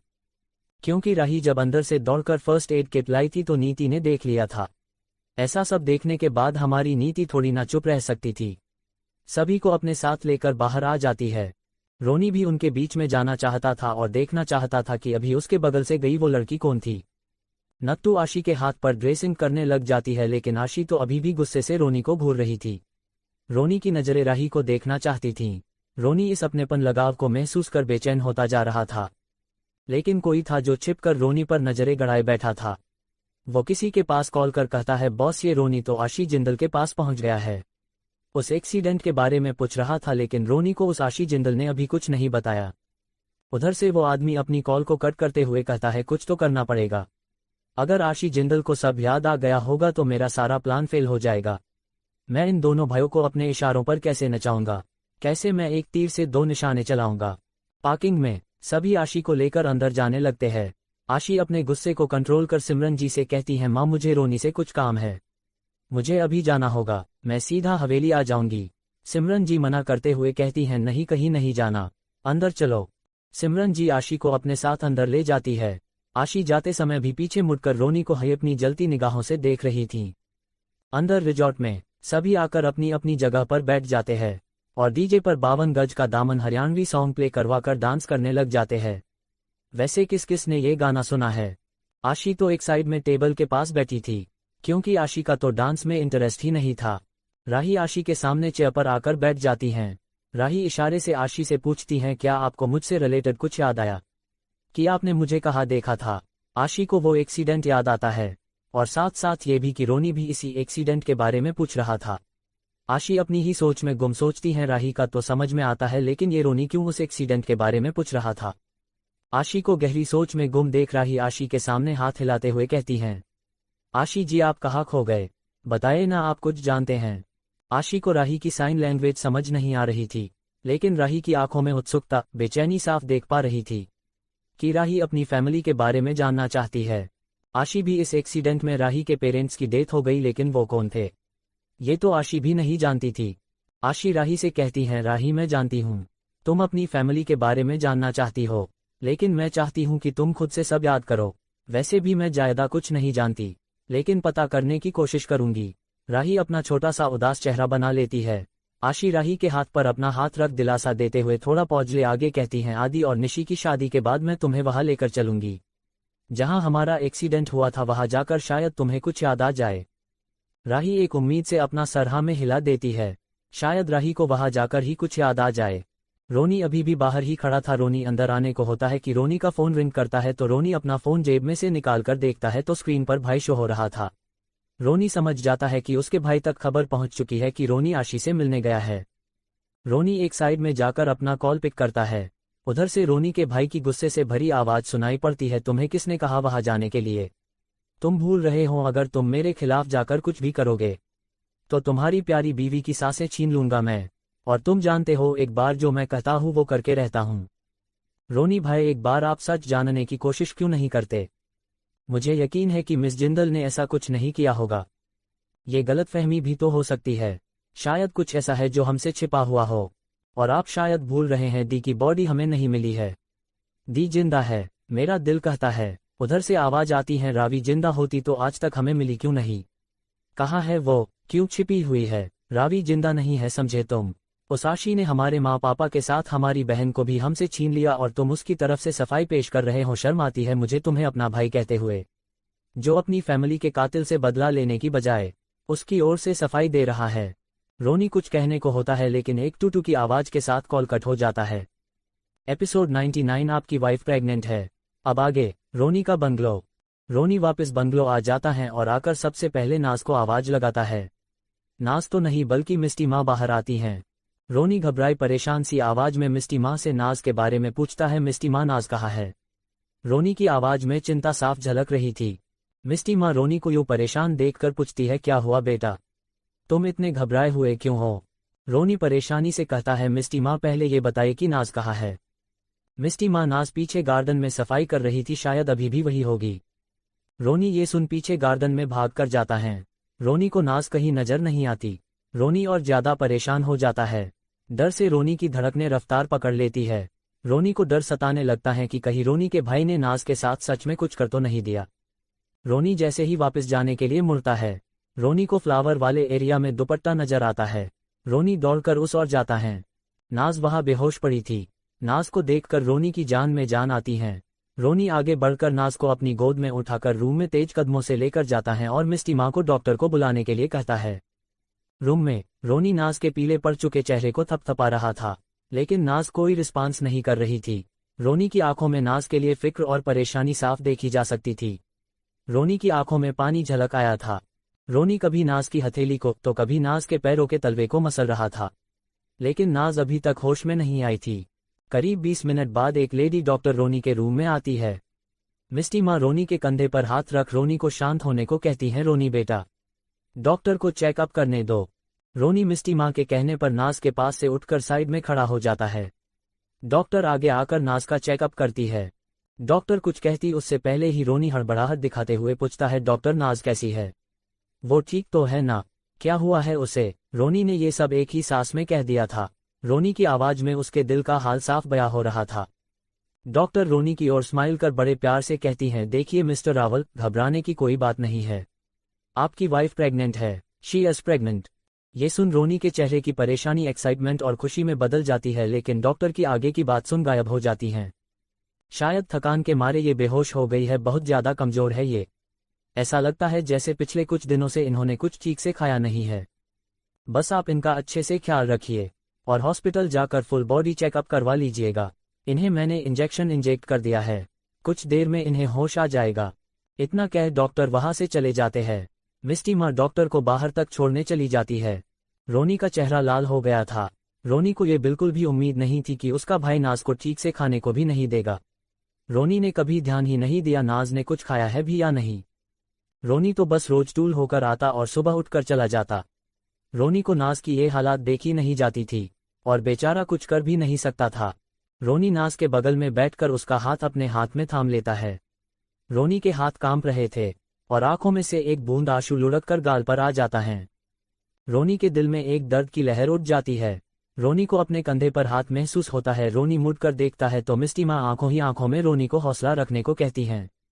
रोनी को समझ नहीं आ रहा था कि वो अब क्या करे। मांगे राम जी का घर। मांगे जी बैग में जल्दबाजी करते हुए अपना सामान डाल रहे थे। रमा जी मांगे जी का हाथ पकड़कर रोकते हुए कहती हैं, अब सामान क्यों वापस पैक कर रहे हैं आप? 6 साल बाद गांव आए हैं, आप 6 दिन यहाँ रुके भी नहीं और जाने की बातें करने लगे। मांगे जी कहते हैं, बड़े मालिक ने कहा है वापस जाने को। लेकिन क्यों? रमा पूछती हैं। मांगे जी पता नहीं, लेकिन जल्दी चलो। इतना कह वापस से अपने बैग में सामान डालने लगते हैं। दोनों बैग पैक कर जाने के लिए जैसे ही बाहर आकर दरवाजा खोलते हैं, सामने देख हैरानी से उन दोनों की ही आंखें फैल जाती हैं। सभी लेडीज संगीत से वापस आ जाते हैं, लेकिन आशी हवेली आने की बजाय नत्तू के साथ नत्तू के घर जाती है, नत्तू को छोड़ने। नत्तू का घर। आशी कार से उतरकर तेज कदमों से अंदर जाती हैं। आशी सीधा आकाश जी के रूम में जाती है। रत्ना जी और सुरेश जी आशी को गुस्से में देख नत्तू से पूछते हैं, आशी को क्या हुआ? नत्तू घबराहट में अपना नाखून चबा रही थी।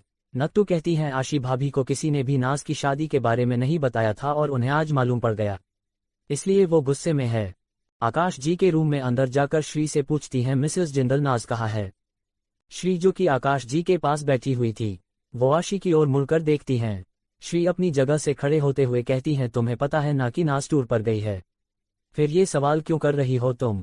आशी रूम में अंदर आते हुए एरोजेंटली कहती हैं, एक बार सोच लीजिए मिसेस जिंदल, आप सच कह रही है ना? श्री हैरान थी। क्योंकि आशी ने आज तक श्री से कभी भी इस टोन में बात नहीं की थी।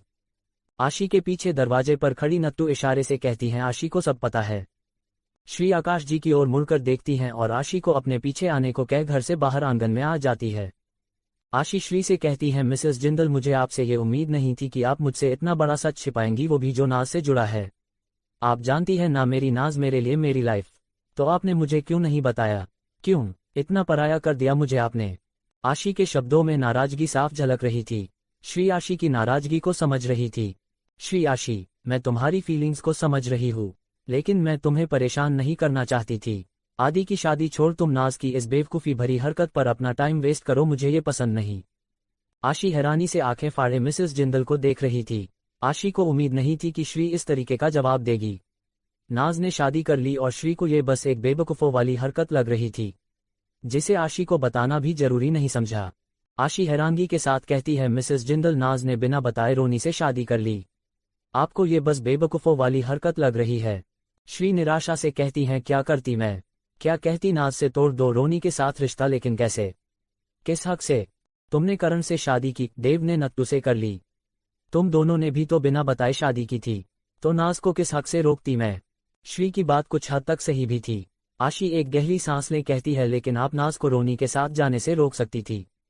नाज कोई छोटी बच्ची नहीं है। मैं कहती रुक जाओ और वो रुक जाती। मुझे नहीं पता उस समय मैंने गुस्से में आकर जो किया वो सही किया या नहीं। श्री अपनी बात रखते हुए कहती हैं। आशी आगे कुछ नहीं कहती। आशी अंदर आकर आकाश जी के पास बैठ जाती है और उनका पकड़कर अपनी आंखों में आंसू लिए कहती है सॉरी पापा, कहीं ना कहीं मेरी भी गलती है। जो नाज ये सब किया है, मैं उसका अच्छे से ख्याल नहीं रख पाए, लेकिन आप अपना ख्याल रखिए। आपको ठीक होना होगा, मेरे लिए, हम सब के लिए। अब कोई भी आपको गलत दवाई नहीं देगा। अब आपको भी स्ट्रांग बनना है। जल्द से जल्द अपने पैरों पर खड़ा होकर सारा बिजनेस संभालना है। आकाश जी आशी के दिल के हाल को समझ रहे थे। आकाश जी भी जल्द से जल्द ठीक होना चाहते थे।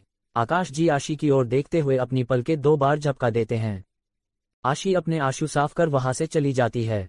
जाने से पहले दरवाजे पर खड़ी जो सब सुन रही थी, श्री आशी से कहती है नाज ने जो कुछ भी किया उसमें तुम्हारी कोई गलती नहीं है, समझी तुम? श्री को बिना कोई जवाब दिए आशी बाहर आ नत्तू से पूछती है देव कहाँ है? नत्तू जवाब देते हुए कहती हैं भाभी मैं भी तो आप ही के साथ घर आई हूँ, मुझे कैसे पता होगा कि वो कहाँ है? रत्ना जी कहती है देव और पार्वती जी घर के पीछे बैठे हैं। जब से डॉक्टर साहब आकर समधी जी की रिपोर्ट देकर गए हैं, तभी से दोनों ही वही है। ये सुन आशी भी वही चली जाती है। आशी और नत्तू दोनों ही घर के पीछे चली जाती है। शाम ढल चुकी थी, पर आसपास का सब साफ नजर आ रहा था। चिड़िया की चहकने की आवाज उस शांत माहौल में गूंज रही थी। देव खामोशी से एक पेड़ के सहारे खड़ा हुआ था और पार्वती जी एक पत्थर पर बैठी थी। आशी सुन शांति को भंग करते हुए देव से गुस्से से बोली, मिसेस जिंदल ने कुछ नहीं बताया, कम से कम तुम, दादी जी या नत्तू तुम बता सकती थी। क्या अब मैं आप सभी के लिए इम्पोर्टेंट नहीं रही? क्या आपने मुझे इतना पराया कर दिया? देव और पार्वती जी आशी की आवाज सुन पीछे पलटकर देखते हैं। देव अपनी नजरें झुकाकर खड़ा हो जाता है। देव चूहे जैसी आवाज निकालकर कहता है सॉरी दी मॉम ने आपको डिस्टर्ब करने के लिए मना किया था। उन्होंने मना किया, तुमने मान लिया। कब से तुमने मॉम की बातें माननी शुरू कर दी? हमेशा तो उनके अगेंस्ट ही रहे हो तुम। क्या मेरा जानने का हक नहीं है नाज क्या कर रही है क्या नहीं? नाज ने शादी भी तो उसी से की है जो मैंने ही नाज के पीछे बॉडीगार्ड लगाया था। सॉरी दी। देव अपना चेहरा झुकाकर खड़ा हो जाता है। आशी पैर पटकते हुए वहां से चली जाती है। पार्वती जी अपनी जगह से खड़े होते हुए नत्तू के पास जाकर कहती हैं जा संभाले उसे। देव की ओर इशारा करते हुए कहती हैं। पार्वती जी अंदर चली जाती है। देव वही पेड़ के सहारे जमीन पर बैठ जाता है।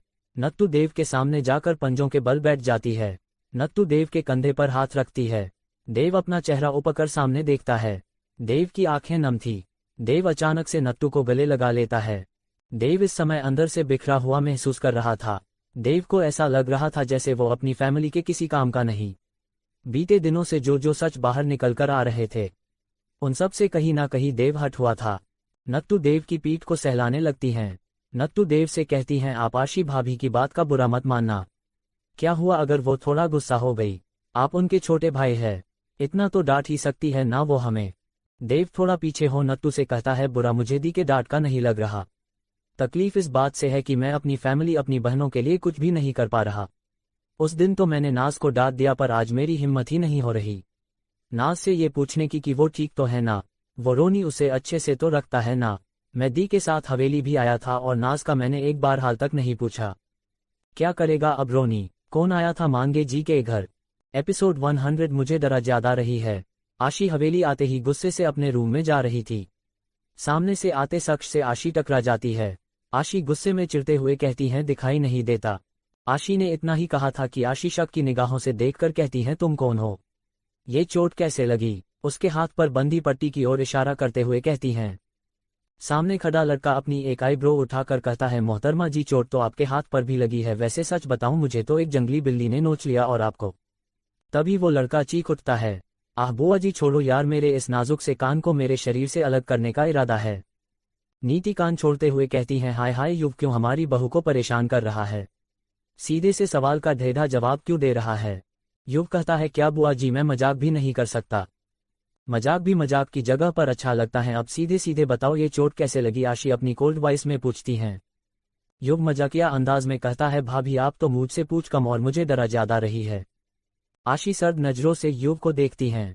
युव थोड़ा सीरियस होकर कहता है ये मेरा छोटा सा एक्सीडेंट हो गया था। आशी युव का जवाब सुन अपने रूम में चली जाती हैं। रत्ना देवी युव से आशी का बार बार एक ही सवाल करना खटकने लगता है। रत्ना देवी खुद से ही कहती है कहीं बाऊ जी की बात सच तो नहीं? आशी के कमरे में क्या सच में साहिल गया था?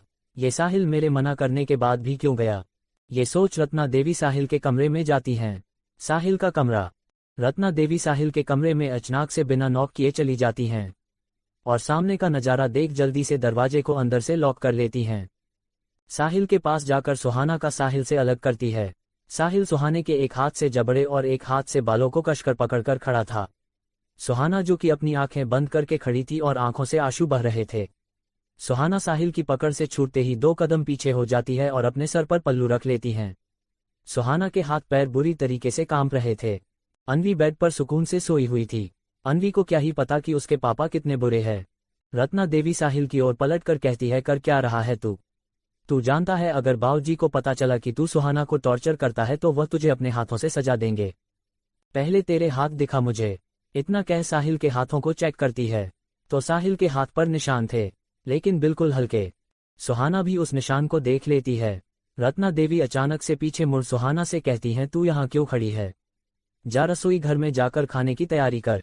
सुहाना अपने आंसू साफ कर बाहर जाने लगती हैं तो रत्ना देवी सुहाना को रोकते हुए कहती हैं रुक जा।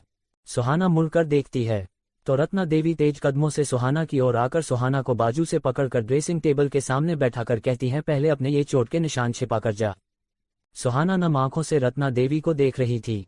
सुहाना अपने दिल में अपने दर्द को दबाकर मेकअप से अपने निशान छिपाने लगती हैं। रत्ना देवी बड़े ही ध्यान से एक एक स्टेप को देख रही थी। सुहाना अपनी चोट के निशान छिपाकर वहां से चली जाती हैं।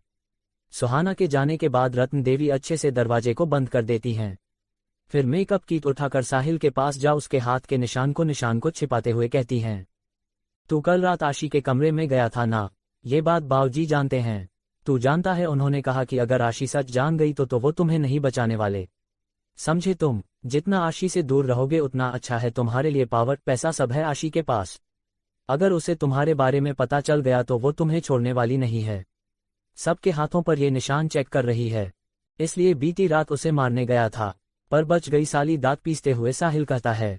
कुछ देर बाद नीचे डिनर के समय सभी डिनर करने के लिए अपनी अपनी जगह पर बैठ जाते हैं। आशी एक साइड में खड़ी थी। आशी ने एक सिंपल सी साड़ी पहनी थी। आशी के राइट हैंड में चोट लगी थी इसलिए कोई काम नहीं करवा रहा था। आशी की नज़र दरवाजे से अंदर आती हुई नियारा पर जाती है। आशी नियारा के पास जा नियारा को बाजू से पकड़कर साइड में लेकर जाने को होती है, लेकिन जैसे ही आशी नियारा की बाजू को टच करती है तो आशी को कुछ टाइट फील होता है। आशी को समझते देर नहीं लगती।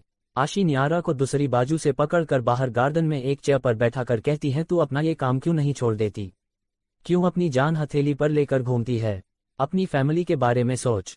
नियारा लापरवाही से जवाब देते हुए कहती है कोई फैमिली नहीं है मेरी, और ना ही मेरी फैमिली को मेरी कोई फिक्र है।